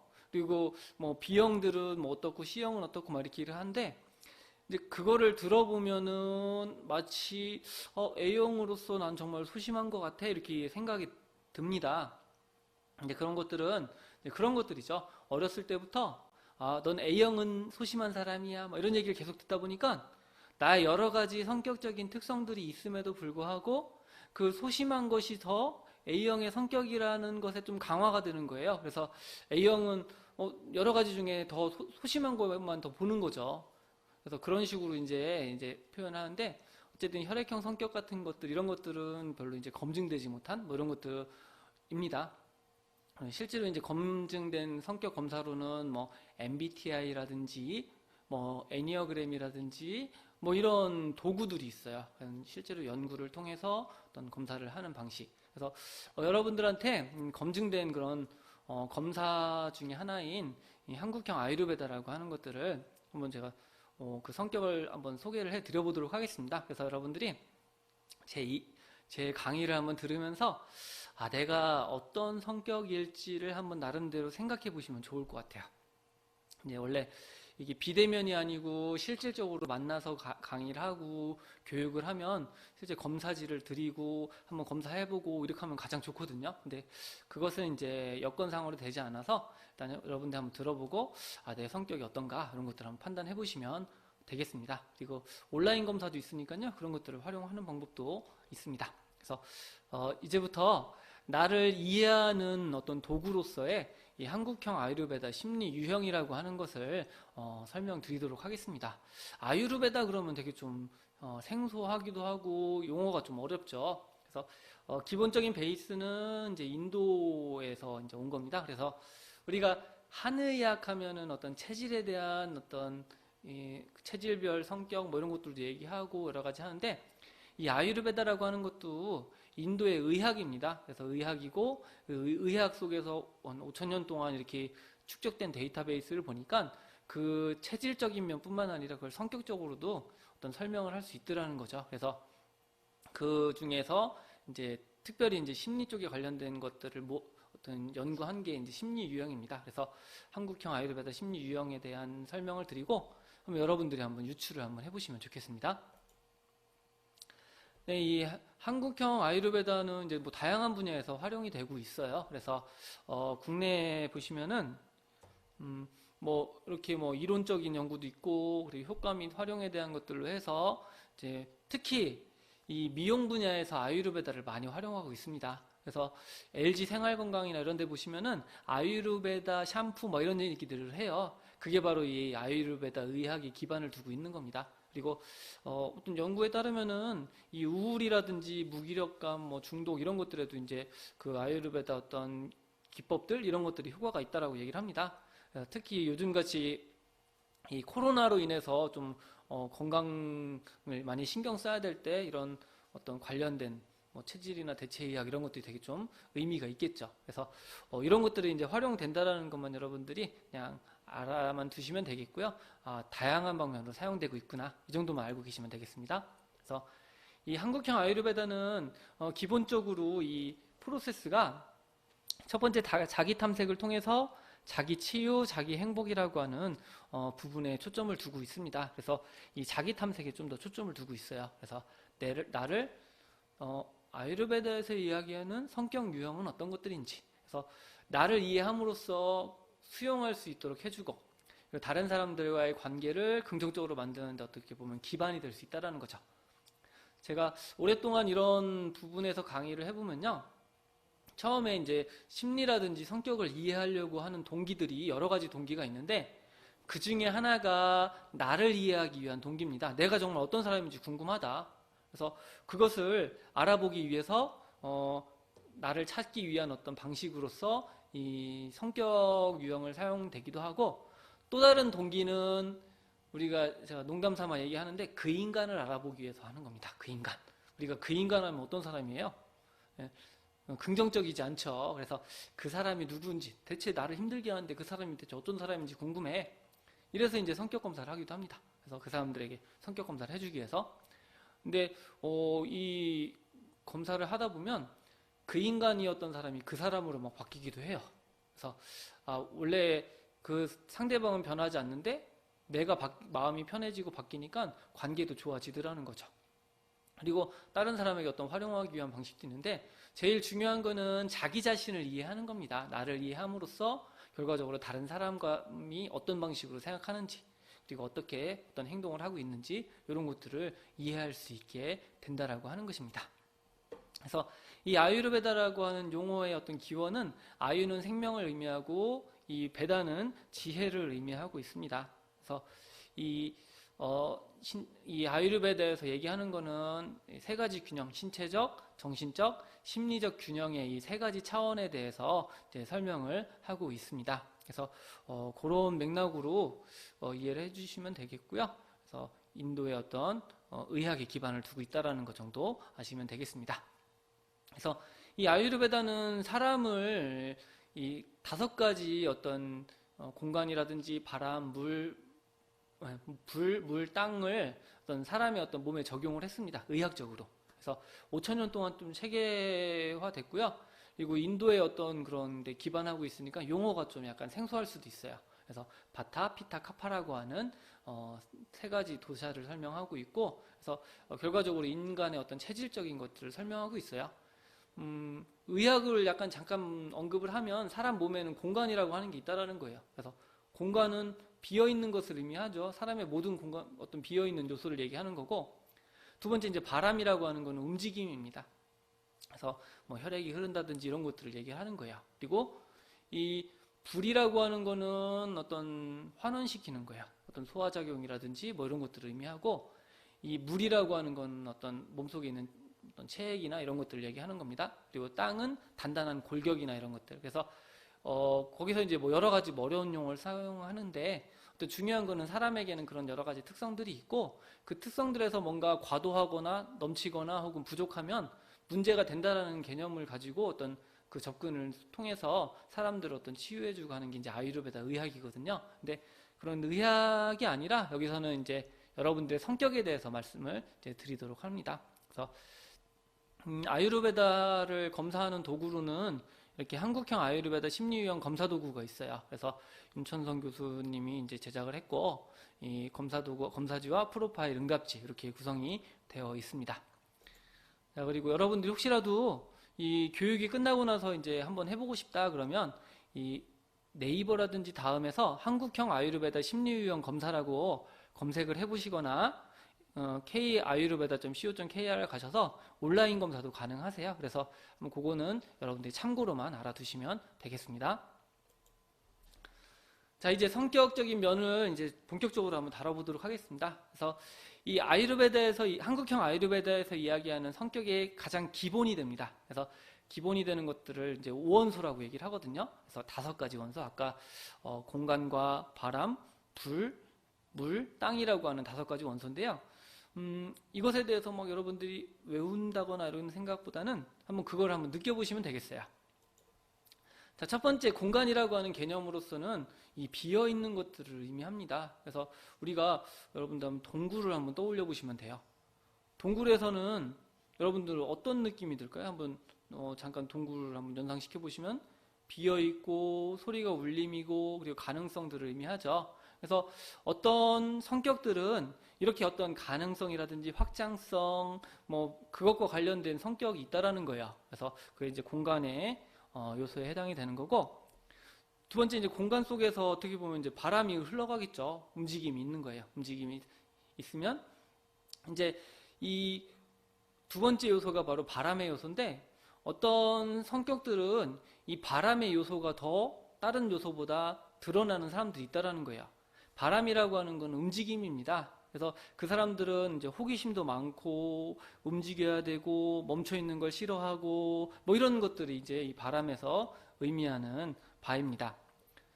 그래서 이 한국형 아유르베다에서는 이 공간이라고 하는 것과 바람이라고 하는 두 가지 요소를 첫 번째 성격 유형 중에 하나인 이제 바타형이라고 하는 성격을 설명하고 있어요. 그래서 이 바타형이라고 하는 사람들은 바람의 움직임처럼 계속 한 자리에 머물러 있기보다는 계속 움직이고 이동하고 뭐 이런 것들을 갖고 있는 특성을 지닌 사람을 이 바타형의 어떤 특성을 설명을 하고 있습니다. 세 번째 요소는 불이라고 하는 거예요. 이 바람이 막 불다 보면은 불꽃이 일어나고 거기서 불이 나겠죠. 여러분들 불하면 어떤 느낌이 드십니까? 불. 여러분들 겨울철에 지금은 잘 어떻게 하는지 모르겠지만 들판을 태우잖아요. 태움으로써 내년을 준비하는 것처럼 이 불이라고 하는 거는 파괴하기도 하지만 어떤 창조적으로 뭔가 새로운 것을 만들어내기도 한다라는 거죠. 그럼 기반을 만드는. 그래서 이 한국형 아유르베다에서 이 불의 요소, 어떤 사람은 이 불의 요소가 강한 사람이 있다라는 거예요. 즉 굉장히 성장하고 역동적이고 뭐 이런 것들을 하는 그런 성격들이 있다라는 거죠. 그래서 한국형 아유르베다에서는 그 사람을 피타형의 어떤 사람이라고 얘기를 해요. 그래서 그 부분은 좀 더 뒷부분에 자세히 설명을 드리도록 하겠습니다. 자, 그 다음에 요소는 이제 물이라고 하는 요소예요. 여러분들 물 한번 연상해 보시면 물은 어떤 느낌입니까? 네. 첫 번째 어떤 이 장마철에 물은 되게 급하죠. 그래서 약간 불과 같은 요소기도 하지만 바다를 떠올려 보시면 물이 굉장히 출렁출렁하면서 서로 간의 어떤 점착성이나 끈적함, 연결성 뭐 이런 것들이 있죠. 바로 이러한 요소를 갖고 있는 사람이 있다라는 겁니다. 그래서 이 물의 요소를 가진 사람은 어떤 다른 사람과의 어떤 관계의 친밀감, 어떤 그 사람의 어떤 편안함 이런 것들을 더 추구하는 그런 사람이 있다라는 거죠. 자, 그리고 마지막 요소는 땅입니다. 여러분들 땅이 흔들리면 어떻습니까? 그러면 안정감을 상실하겠죠. 그래서 이 땅의 요소를 가지고 있는 사람들은 잘 움직이지 않고 굉장히 좀 보수적이고, 이거는 이제 뭐 보수적이라는 게 어떤 정치적으로 보수적이라는 게 아니라 뭔가 잘 변화하지 않으려고 한다라는 거예요. 그래서 이런 속성을 가지고 있다라는 거죠. 그래서 이 물의 어떤 점착성과 이 땅의 어떤 보수적인 요소들 이런 것들이 이 성격 쪽에 내면화되어 있다라는 겁니다. 그래서 여러분들이 뭐 이게 뭐 5가지 원소로서 공간과 바람, 불, 물, 땅 이런 것들의 어떤 개념으로서 그 느낌을 여러분들이 좀 이해를 하시면 되겠어요. 그래서 어떤 사람은 바람과 같은 사람이 있고, 어떤 사람은 불과 같은 사람이 있고, 또 어떤 사람은 물과 땅과 같은 그런 사람이 있다라는 거예요. 그래서 그 세 가지 범주를 통해서 이 한국형 아유르베다에서는 바타피타 카파라고 하는 그런 이름으로 이제 불리게 되고 있다라는 겁니다. 그래서 그 속성을 정리를 해보면 화면에 보시는 바와 같습니다. 그래서 첫 번째 이제 공간이라고 하는 거는 가능성을 의미를 하는 거예요. 그래서 열려 있는 거죠. 그래서 굉장히 개방적인 겁니다. 새로운 사고를 받아들일 준비가 되어 있는 겁니다. 공간적인 요소. 자, 두 번째 이제 바람에 대한 요소는 움직임이에요. 그래서 이 공간과 바람의 요소를 갖고 있는 사람들은 변화하려고 하고 새로운 것을 잘 받아들이고 뭐 이런 사람들의 이제 속성을 지닌 사람입니다. 자, 그 다음에 이제 요소가 불의 요소죠. 그래서 불의 요소는 뭔가 계속 자기를 성장시키고 어떤 에너지를 표출하고 뭐 이런 사람들이 이제 불의 요소를 가지고 있는 사람들이라고 하는 겁니다. 자, 그 다음에 이제 물하고 땅의 요소가 있었는데요. 물은 어떤 점착성이라든지 뭐 순리에 따라서 행동하고, 그리고 땅은 견고하고 이런 것들이기 때문에 이 사람들은 가만히 고정돼서 움직이지 않는다라는 거예요.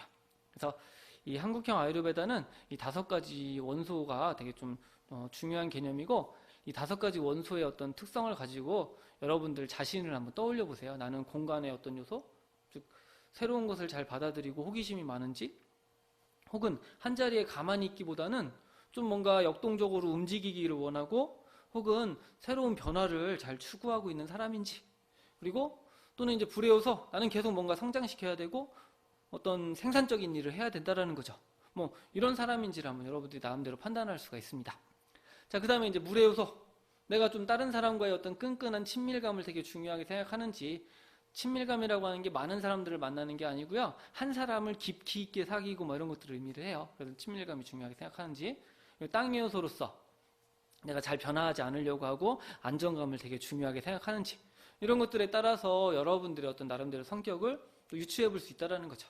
그래서 검사를 해보면 가장 좋겠지만 지금은 여건이 안 되기 때문에 한번 그렇게 해서 한번 여러분들이 내가 어떤 데 좀 더 초점을 두고 있는지를 한번 알아보시면 스스로의 성격을 좀 나름대로 탐색을 하는 데 도움이 될 수 있으리라 생각이 됩니다. 자, 그래서 이제 이런 여러 가지 요소들이 있다라는 겁니다. 그래서 이 화면은 잠깐만 한번 보고 넘어가 보도록 할게요. 그래서 이 아유르베다의 한국형 아유르베다 혹은 아유르베다에서 말하고 있는 이 기관들이 있다라는 거죠. 공간이라고 하는 거는 뭐 입이라든지 코 이런 것들이 공간이잖아요. 예, 그런 거. 바람이어서는 근육의 움직임, 그리고 불이라고 하는 거는 대사작용, 소화기관, 뭔가 태우고 새로운 곳으로 전환시키고 뭐 이런 개념인 거고요. 이 물이라고 하는 것은 어떤 소화액의 침분비 이런 것들이 해당되고, 이 땅에 대한 거는 단단한 부분 이런 것들이고, 이런 것들은 이제 참고로 알아두세요. 자, 이제 성격에 대해서 이제 말씀을 드릴 건데요. 그래서 이 한국형 아유르베다에서는 성격을 세 가지로 규정하고 있습니다. 그래서 기본 심리 유형이라고 하는 개념으로 쓰이고 있고요. 아까 이 공간이라고 하는 것과 움직임, 바람이라고 하는 것의 두 가지 요소가 가장 많이 선호되는 사람들이 바로 바타형이라고 하는 겁니다. 바타형의 또 다른 별칭으로는 관계형이라고 별칭을 갖습니다. 자, 여러분들 관계형 하면 어떤 사람일 거라고 생각되십니까? 네, 사람들하고 많은 이제 관계를 하게 되고 서로 연결되어 있고 어떤 정서적인 표현이 되게 중요한 겁니다. 그래서 이 바타형들은 연결되는 것이 필요해요. 그래서 나 혼자 고립되지 않고 뭔가 다른 사람들과 계속 연결하려고 하는 거예요. 새로운 사람들을 만나고. 그래서 이 바타형들은 기본적으로 어떤 다른 사람들과의 대인관계가 굉장히 폭이 넓은 사람들입니다. 그래서 항상 새로운 것을 추구하고 호기심도 많고 뭐 이런 것들. 그래서 여기 보면은 화살표가 있는데요. 화살표가 이렇게 양쪽으로 이렇게 펴져 있는 겁니다. 넓게 퍼지는 관계형 이런 사람들. 그래서 이런 사람들이 바타형들이 어떤 기본적인 특성인 거고요. 그리고 두 번째 특성이 바로 이 피타형입니다. 불의 요소.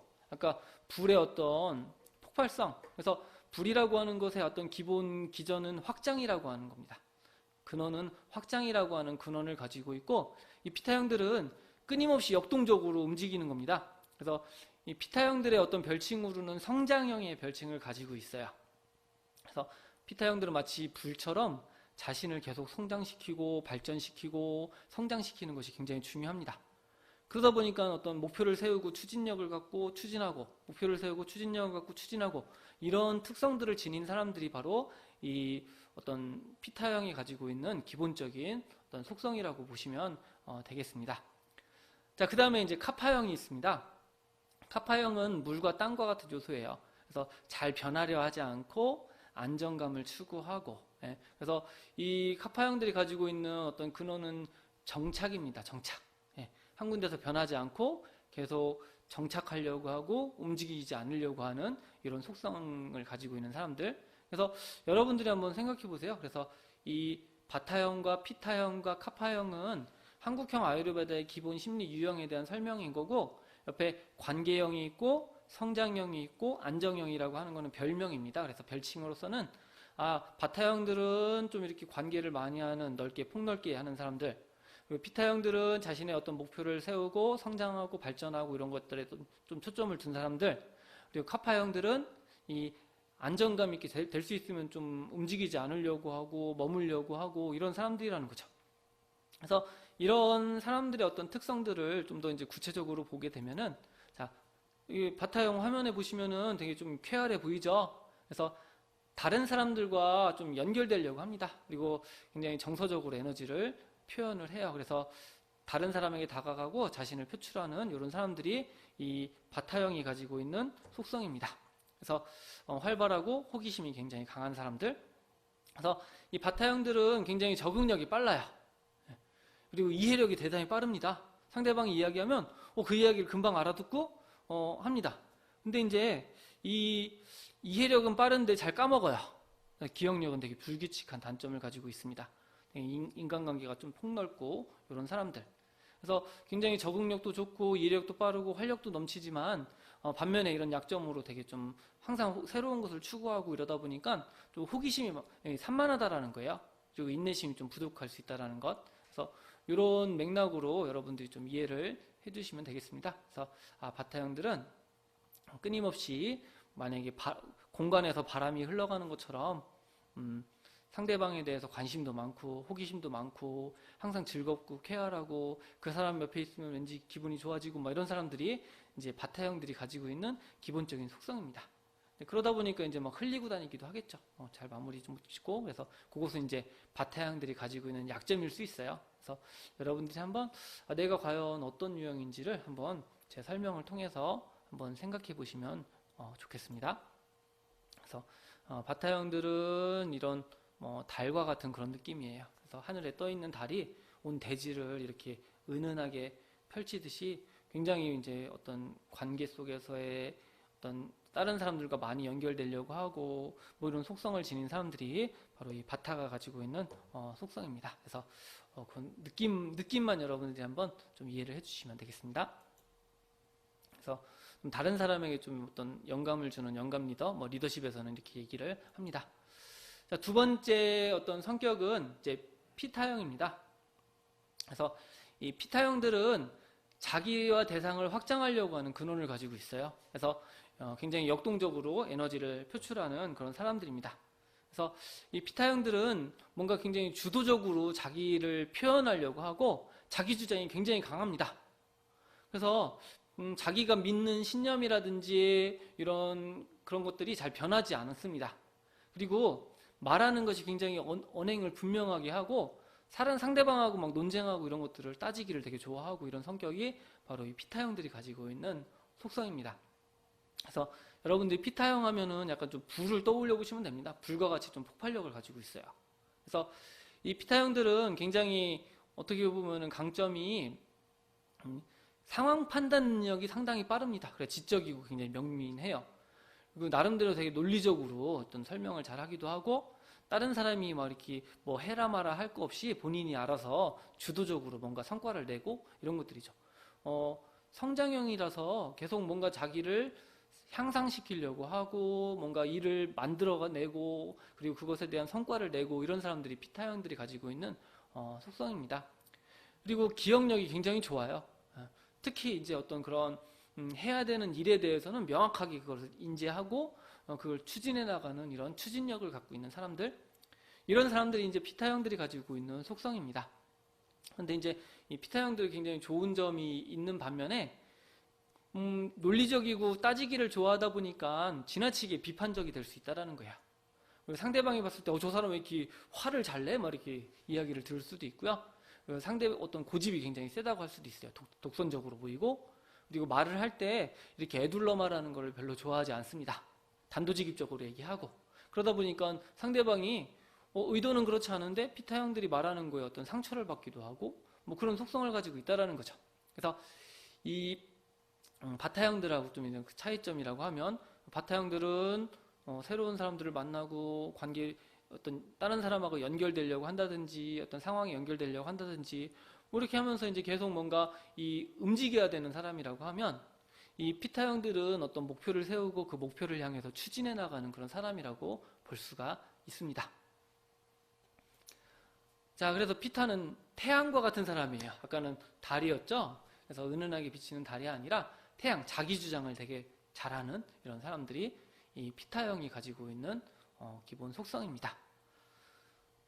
자, 그래서 이 피타형들은 통찰 리더로서 어떤 성과를 내는데 되게 중요한 탁월한 능력을 발휘하고 있습니다. 그래서 주로 어떤 조직에서 좀 리더십을 발휘하고 뭐 이런 사람들이 바로 이런 피타형에 어떤 해당되는 사람일 수 있습니다. 그래서 그런 개념으로 좀 이해를 해주시면 되겠고요. 마지막으로 카파형들이 있습니다. 그림에 보시면 되게 좀 안정적으로 편안한 모습이 보이시죠? 그래서 이 사람들은 정착하려고 하는 근원을 가지고 있어요. 대상에서 자기의 영역에 정착. 그래서 정착하려고 하다 보니까 뭔가 이 급하게 바뀌거나 변화하는 것들을 별로 좋아하지 않습니다. 끊임없이 판단하고 사색하고 이런 에너지로 표출하는. 그래서 이 카파형들은 굉장히 좀 느긋하고 인내심이 많은 사람들이에요. 그래서 사람들에 대해서 좀 신뢰감을 가지면 굉장히 그것이 잘 변하지 않고 안정적입니다. 그리고 보수적인 경향성을 지니고 있습니다. 예, 이거는 이제 보수적인 경향성이라고 하는 거는 자기 생각을 바꾸려고 하지 않고 어떤 태도를 급하게 변화하고 시키거나 이러지 않는다라는 거죠. 그래서 그런 특성을 지니고 있고, 그래서 이 카파형들이 가지고 있는 강점은 다른 사람에 대한 어떤 사랑이라든지 헌신이라고 하는 것이 굉장히 강한 사람이에요. 한 번 믿으면 끝까지 가는 거죠. 그리고 신뢰감이 굉장히 높습니다. 굉장히 어떤 충성적일 수 있겠죠. 그리고 되게 좀 안정적이고 인내심이 굉장히 강합니다. 그런데 이제 이런 카파형들의 되게 좋은 점도 있지만 단점으로는 약점은 이제 욕심이 많다라는 거예요. 계속 축적하려고 하는 그런 것들.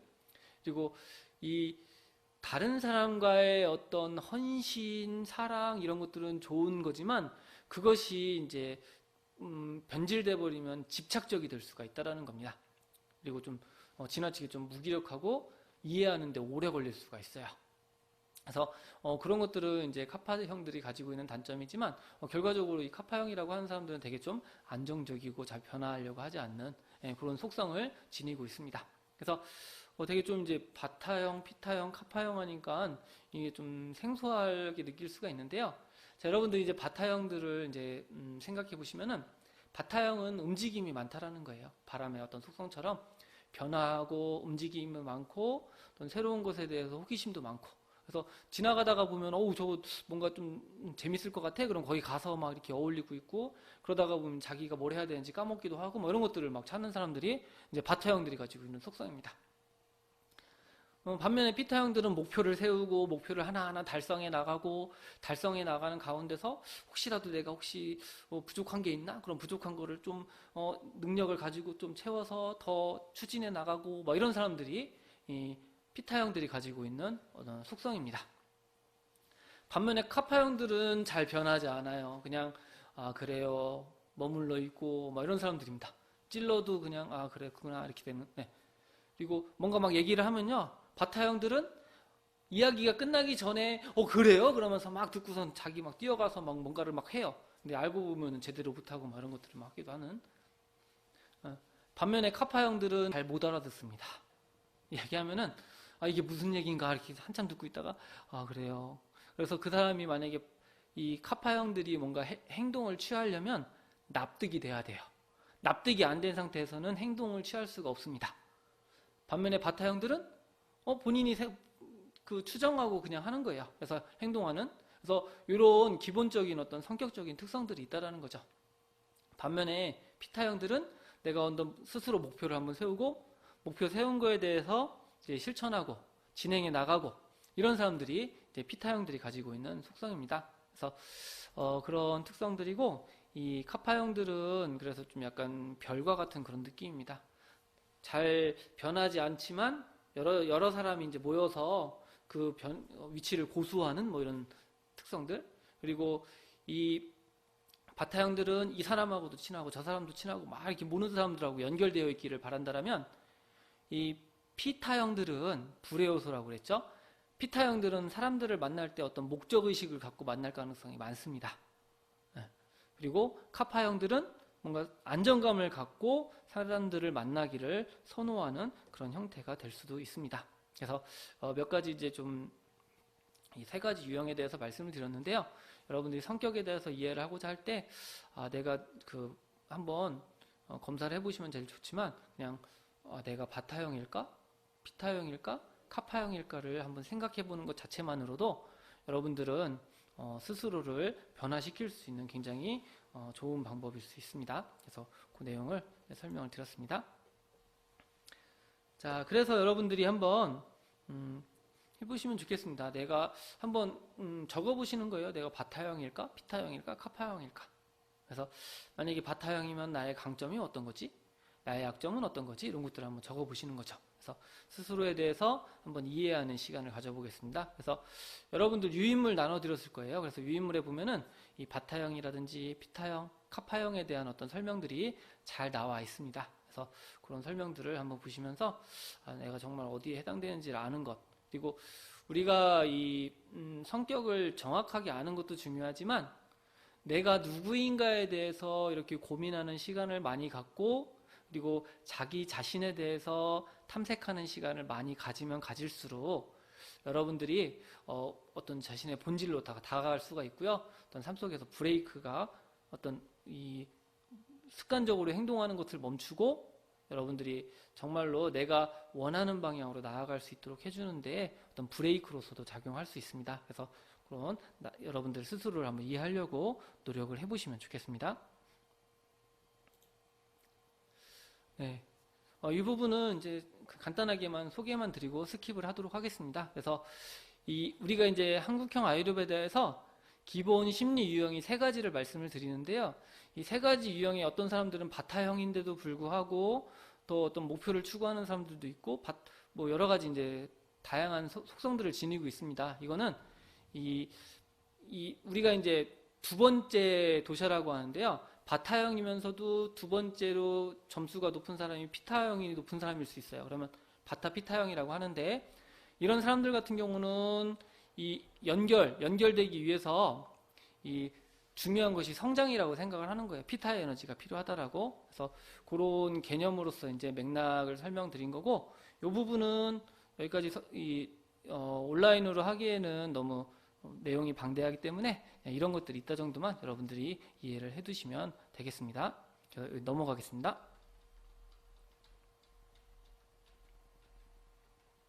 네. 자, 중요한 부분은요, 지금 제가 말씀을 드렸는데요. 한국형 아유르베다에서 중요한 부분이 우리가 이 바타형이든 피타형이든 카파형이든 이 3가지 속성이 내가 바타형이라고 해서 피타라든지 카파형의 에너지가 없는 게 아니에요. 그래서 내가 만약에 바타형인 것 같다 그러면 내가 하지 않는 것들을 한번 해보도록 노력하는 게 중요한 겁니다. 예를 들어서 내가 어떤 목표를 세우는 거나 이런 것들을 잘 하지 않아요. 바타형이라서. 그러면 목표를 세워보기도 하고 그 목표를 추진해보기도 하는 겁니다. 새로운 항상 호기심이 있어서 항상 새로운 것을 찾는 바타형이라고 하면 카파형처럼 내가 알고 있는 것들을 하나하나 더 알아보려고 하고 더 탐색해보려고 하고 이런 노력들이 필요하다는 거죠. 반대로 피타형이라면 너무 지나치게 목표만 추구하거나 이런 것보다는 이 목표를 추구해 나가는 과정 속에서 다른 사람들도 한번 연결도 한번 해보고 혹은 내가 스스로 한번 생각도 한번 해보는 거예요. 목표가 좀 기반도 닦아보고 카파의 에너지도 써보고 뭐 이런 것들이죠. 반면에 카파형이라면 내가 너무 머물러 있지 말고 한번 피타의 에너지, 즉 목표도 추진해보고 혹은 이제 바타형 에너지, 다른 사람들과 더 많은 사람들 한번 만나도록 노력도 해보고 뭐 이런 것들이 필요하다는 거죠. 그래서 우리가 이게 이 한국형 아유르베다에서 중요한 거는 이 바타형, 피타형, 카파형의 에너지가 좀 균형 잡히는 것이 중요한 겁니다. 그래서 이 균형되게 쓸 수 있도록 해주는 부분들. 그래서 이런 개념으로서 한국형 아유르베다에서는 이 균형 유형이라는 개념을 쓰고 있는데 내가 만약에 바타 피타다 그러면은 바타형과 피타형의 에너지는 있지만 카파형의 에너지가 부족하기 때문에 카파형의 에너지를 쓸 수 있도록 해주는 그런 방향을 설명을 합니다. 그래서 요거는 이제 간단하게 그런 개념적인 면만 여러분들이 좀 이해해 두시면 되겠고, 내가 과연 바타형인지 피타형인지 카파형인지 한번 그것들을 알아보시면 좋겠습니다. 그래서 그 부분은 성격에 대해서는 약간 간단하게만 좀 넘어가도록 하고요. 중요한 거는 우리가 내가 성격을 알려고 하는 이유 중에 하나가 여러분들이 삶 속에서 주인공이 되려면 내가 정말 어떤 사람인지를 알아야 된다는 거죠. 다른 사람이 규정하는 내가 아니라 너는 이런 사람이야 이런 것들이 별로 중요하지 않다라는 거예요. 물론 너는 너는 이런 좀 문제점이 있는 것 같은데 그런 면을 고치면 참 좋겠어 라고 하는 이야기를 들을 필요는 있죠. 그래서 아 그래 그러면 내가 그런 좀 약간 문제점이 있구나? 그럼 좀 그걸 좀 고쳐봐야지 이렇게 하는 것은 좋은데 아 너는 이런 사람이야 이렇게 규정하는 거에 매몰돼 갖고 나의 가능성을 잠재력을 제한하고 이러면 이거는 결과적으로 내 삶이 아니라 다른 사람의 어떤 의도에 맞춰서 살아가는 거죠. 그래서 그것이 아니라 삶 속에서 주인공으로서 내가 어떻게 살아갈 것인가 그거에 대해서 좀 고민을 해볼 필요가 있습니다. 그래서 방법적인 면으로 몇 가지만 좀 언급을 하도록 하겠습니다. 자, 그래서 제일 첫 번째로 해야 될 거는 바로 스스로에 대해서 긍정적인 생각을 갖는 겁니다. 다른 사람이 나를 어떻게 보느냐는 그다지 중요하지 않아요. 네. 그 사람의 어떤 의견을 통해서 내가 성장할 수 있으면 좋겠지만 대부분 이제 본인이 내가 그 사람이 나를 어떻게 바라보는 게 내 본래의 모습이 아닐 수도 있다라는 거죠. 그래서 스스로에 대해서 좀 긍정적으로 나는 할 수 있는 사람이야. 지금 이런 여건이 좀 어려울 수 있지만 난 그거를 극복할 수 있는 사람이야라고 스스로를 어떤 상황적인 요인이라든지 어떤 자기 자신에 대해서 좀 긍정적으로 바라보는 그런 것들이 필요합니다. 그래서 그거는 이제 스스로에 대한 긍정적 패러다임을 갖는 것이 중요한데요. 여기서 이제 패러다임이라고 하는 거는 세상을 바라보는 시각입니다. 그래서 내가 어떤 모습으로 바라보고 있는지 우리가 이제 그런 것들이죠. 만약에 선글라스를 노란색 알을 갖고 있는 선글라스를 쓰는 사람하고 녹색 선글라스를 낀 사람하고 하얀색 벽을 보고 이렇게 싸워요. 그럼 누구 말이 정답이겠습니까? 네, 사실은 둘 다 정답이 아닌 거죠. 벽색은 하얀색이에요. 근데 누구 말이 틀렸습니까? 누구 말이 틀렸다고 할 수도 없어요. 왜냐면 노란색 선글라스를 낀 사람이 벽을 봤을 땐 당연히 노란색으로 보일 거고 녹색 선글라스를 낀 사람이 봤을 땐 녹색으로 보이겠죠. 자기의 관점에 따라서 맞는 얘기를 하는 거예요. 근데 상대방이 어떤 선글라스를 꼈는지 모른다라면 혹은 내가 쓰고 있는 선글라스가 어떤 건지 모른다라면 결과적으로는 서로 이제 같은 얘기를 갖고 서로 싸우고 왜곡하고 할 수 있겠죠. 그래서 내가 어떤 선글라스를 끼고 있는지를 되게 어떤 선글라스를 끼고 있는지를 아는 것이 중요한 겁니다. 그래서 자기 이해가 필요한 거고요. 그리고 이 선글라스는 다른 사람을 바라볼 때도 영향을 미치지만 더 중요한 거는 자기 자신을 바라볼 때 영향을 미친다라는 거예요. 그래서 내가 나에 대해서 어떤 관점을 갖고 있느냐가 결과적으로 내가 성장해 나아갈 수 있는지 혹은 나를 제한하는지가 바로 그것이 내가 갖고 있는 패러다임 때문에 영향을 받는다라는 거죠. 스스로를 나는 안 돼라고 하는 사람은 어떤 기회가 있을 때 할 수 없겠죠. 하지만 나는 충분히 어떤 새로운 기회에 도전하고 문제점이 생기면 그걸 극복할 수 있는 사람이야 라고 생각하면 그거를 극복해 나갈 수 있을 것입니다. 그래서 우리가 스스로에 대해서 좀 긍정적인 패러다임을 가질 필요가 있다는 거죠. 그래서 긍정성은 높이고 부정은 낮추는 이런 사고방식이 필요하다는 겁니다. 그래서 이 긍정적인 태도가 중요한 이유 중에 하나가 교세라의 창업자가 그런 얘기를 했어요. 그래서 이 태도와 어떤 사고, 능력 이런 것들을 가지고 나름대로 이제 표를 만들었습니다. 그래서 이 아래쪽에 보시면은 이 오른쪽 부분은 태도가 좋은 사람 그리고 왼쪽은 태도가 낮은 사람 이렇게 얘기하는 거고요. 위쪽 부분은 능력에 대한 얘기입니다. 그래서 세로 방향은 능력, 왼쪽과 오른쪽은 태도에 대한 건데 우리가 이제 보통 수준의 사람은 이 능력이라든지 목표가 일반적인 사람들이에요. 능력은 좀 낮지만 태도는 긍정적인 사람들을 우리가 이제 B타입이라고 합니다. 이런 사람들은 좀 능력이 부족하지만 어떤 자신의 능력을 개발하기 위해서 노력할 수 있다라는 거야. 그러면 이제 성장할 수 있겠죠. 반면에 이제 C타입 같은 경우는 능력과 목표, 즉 능력이라든지 태도가 별로 이제 능력은 보통이고 목표도 떨어지는데 태도도 되게 부정적인 사람이에요. 이 사람들은 개선의 여지가 없습니다. 그래서 발전 가능하지 않겠죠. 가장 좋은 사람은 이 A타입에 해당이 되겠죠. 능력과 목표가 뛰어나고 태도도 긍정적인 사람들. 근데 제일 큰 문제점을 갖고 있는 사람은 이 D타입이에요. 능력은 좋고 어떤 자신의 삶에 대한 목표가 분명한데 태도가 부정적인 사람들. 이 사람들은 많은 사람들에게 어떤 문제점을 일으키기도 합니다. 그래서 우리는 태도를 긍정적으로 갖는 게 중요하다라는 것을 이제 이런 식으로 설명을 합니다. 그래서 유니타스 브랜드라는 이런 데서 이제 설명을 했는데 어쨌든 중요한 거는 이게 뭐 내가 A타입이냐 B타입이냐 이게 중요한 게 아니라 결국에는 태도가 중요하다라는 거예요. 긍정적인 태도. 그래서 스스로에 대해서 긍정적인 사고를 갖는 것. 그래서 어떤 우리가 살면서 사건이라고 하는 거는 계속 발생하잖아요. 그 발생된 사건 속에서 내가 어떤 태도를 갖느냐. 이것이 대단히 중요하다라는 거죠. 사례를 들면 이런 것들이죠. 10년간 무사고 운전을 했습니다. 그래서 운전 이 정도면 잘하는 거 아니야? 이렇게 해서 운전하다가 주차하다가 이제 기둥을 받아버렸어요. 자, 이러면 여러분도 어떻겠습니까? 굉장히 기분이 안 좋겠죠. 그러면서 만약에 내가 운전을 조금 더 잘했어야 되는데 막 이렇게 비관만 하고 있고 비판만 하고 있고 이러면 어떤 일이 벌어지겠습니까? 아무 일도 벌어나지 않죠. 그냥 기분만 나빠요. 뭔가 문제가 해결되는 게 아니죠. 근데 이제 이때 생각을 좀 바꿔보는 거예요. 긍정적으로. 그래, 내가 주차장에서 나 혼자 운전하다가 기둥을 받았으니까 그나마 다행이지. 만약에 대로에서 이런 사고가 났으면 큰 사고가 났겠죠. 그래서 이런 식으로 상황은 어쩔 수 없지만 내가 어떻게 반응할지를 긍정적으로 한다라면 어떤 새로운 기회를 찾을 수가 있겠죠. 그래서 그럼 다음부터 좀 더 조심해야지 이렇게 할 수 있는 그런 마음가짐을 갖는 것. 그래서 좀 긍정적인 사고를 갖는 게 되게 중요합니다. 그래서 이 긍정적인 사고를 갖기 위해서 이 부정적인 사건이 있을 때 어떻게 할 것인지를 나름대로 한번 고민을 해보는 겁니다. 그래서 나를 걱정하게 하는 것 혹은 화나는 일이 있을 수 있죠. 그리고 뜻대로 되지 않고 이런 것들이 있을 수 있습니다. 그러면 이 상황 속에서 내가 긍정적으로 좀 상황을 바꾸기 위해서 내가 어떤 것을 할 것인지 상황에 대해서 고민하기보다는 해결책에 좀 더 초점을 둘 필요가 있다라고 하는 것입니다.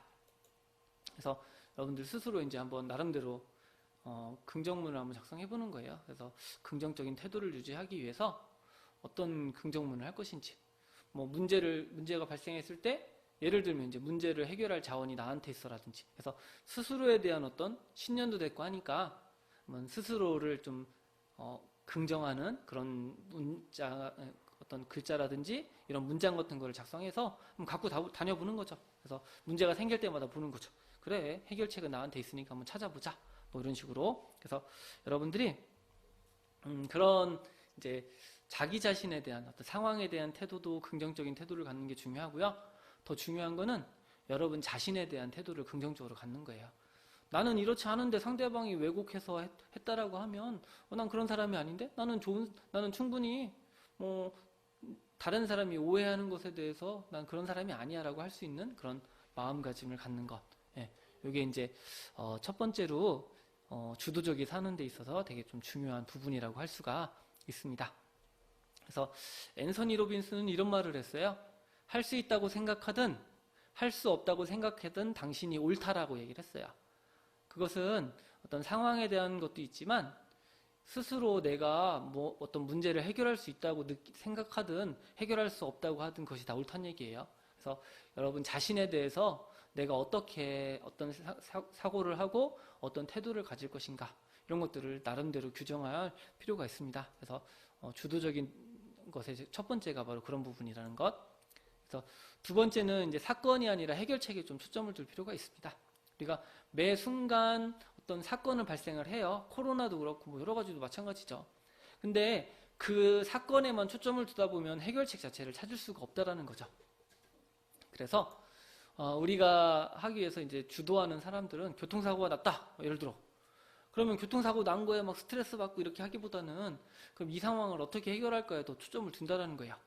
내가 지금 능력이 부족하다라고 느끼면 능력이 부족한 거에만 초점을 두지 말고 그 부족한 능력 속에서 내가 그럼 능력을 어떻게 개발할지를 선택하는 거죠.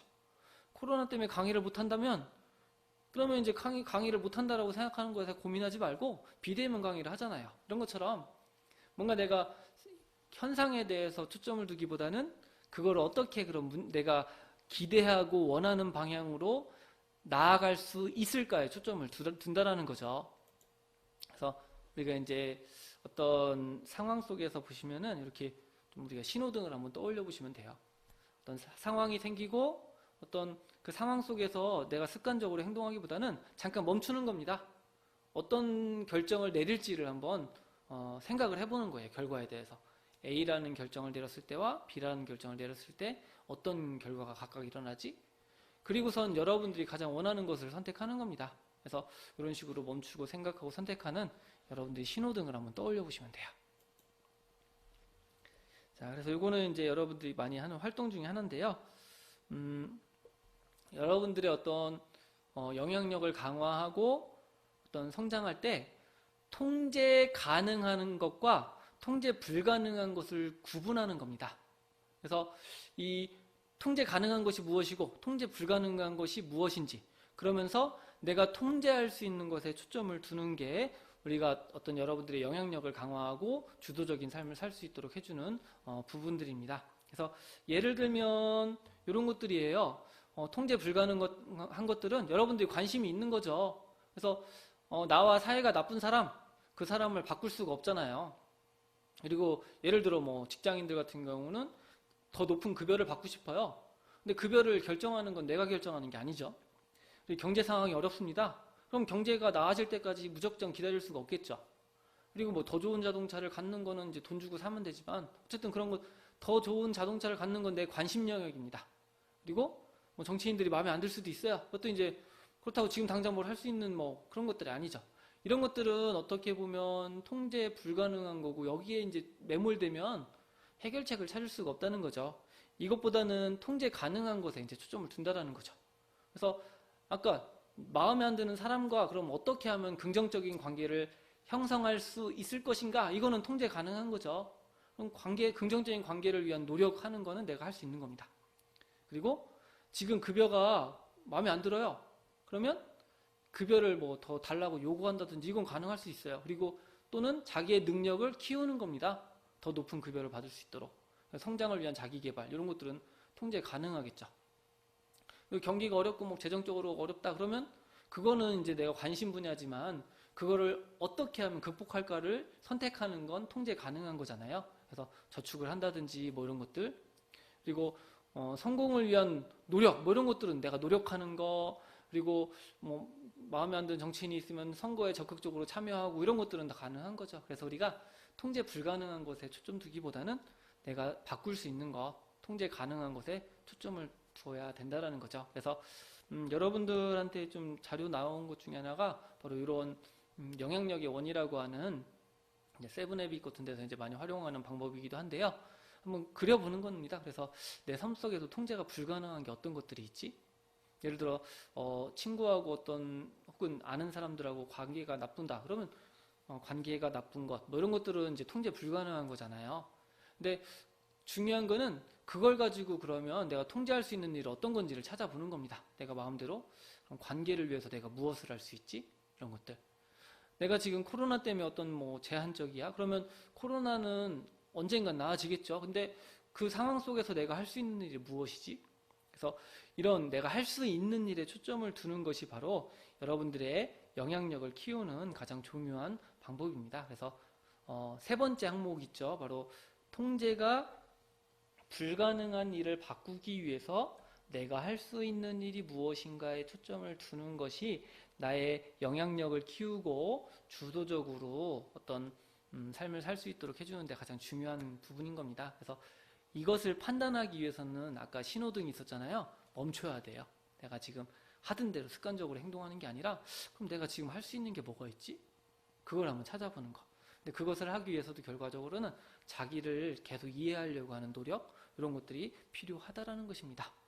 그래서 제가 굉장히 좀 감명 깊은 이야기 중에 하나가 이 러셀 코넬 목사가 한 이야기 중에 하나가 이 다이아몬드 광산을 찾아 떠난 농부 이야기를 좀 되게 감명 깊게 들었어요. 그래서 아시는 분도 있겠지만 한번 소개를 드리면은 어떤 농부가 열심히 농사를 짓고 있었는데 이 어떤 나그네가 이제 그 지역을 도착한 겁니다. 그러면서 다이아몬드 광산 이야기를 해요. 다이아몬드 광산이 있었는데 이 광산 속에서 많은 사람들이 불을 갖고 성공했다더라, 이런 얘기를 막 합니다. 그래서 그 이야기를 들은 농부가 더 이상 내가 이 자리에서 농사를 짓고 있으면 안 되겠어. 그러면서 논과 밭을 다 팔고 다이아몬드 광산을 찾으러 떠났습니다. 그래서 여기저기를 찾았는데 결과적으로 다이아몬드를 못 찾고 있던 재산을 다 탕진해버리고 그냥 빈털터리로 마을로 돌아왔습니다. 근데 어느 순간 밭을 지나가고 있는데 다이아몬드가 발견됐더라는 거죠. 그래서 그 다이아몬드를 주워갖고 이건 왜 다이아몬드가 여기 있지? 그래서 봤는데 그 밭이 본인이 자기가 판 밭이라는 거예요. 그래서 결과적으로 우리가 뭐 행복의 파랑새도 있고 여러 가지가 있는데 항상 내가 갖지 못한 것에 어떤 초점을 두고 그것을 찾아서 내가 어떻게 하면 좀 실망하고 막 이런 것들을 막 하잖아요. 근데 사실 그런 어떤 문제를 해결할 자원이라든지 그리고 그 나를 행복하게 만들어줄 수 있는 거는 멀리 있지 않고 내 주변에 있을 수 있다는 거죠. 지금 현재. 그래서 오늘 이제 여러 가지 이 말씀을 드렸는데요. 결과적으로 여러분 삶을 만족스럽게 해주고 여러분들이 어떤 삶 속에서 좀 가치를 풍요롭게 만드는 자원이 외부에 있지 않고 내 안에 있을 수 있다는 거 여러분들이 기억을 해 두시면 되겠고요. 그래서 그것을 하기 위해서 내가 정말로 나의 어떤 삶의 가치 속에서 내가 생각하는 행복이 뭔지, 내가 생각하는 성공이 무엇인지 이거를 아는 것이 중요하고 또는 이제 그것을 통해서 나는 어떤 사람인지를 이해하는 것, 이러한 노력들을 통해서 여러분들이 정말로 기대하는 그런 어떤 삶의 목표를 달성할 수 있는데 조금이나 밑거름이 될 수 있는 그런 시간이 되었기를 바라겠습니다. 그래서 제 강의는 여기까지 마치도록 하겠습니다. 네, 그래서 우리가 삶의 주인공으로서의 삶이라고 하는 거는 결국 삶에 대해서 책임을 갖고 할 수 있는 일에 집중한다라는 거 여러분들이 기억을 해두시면 되겠습니다. 네, 수고하셨습니다.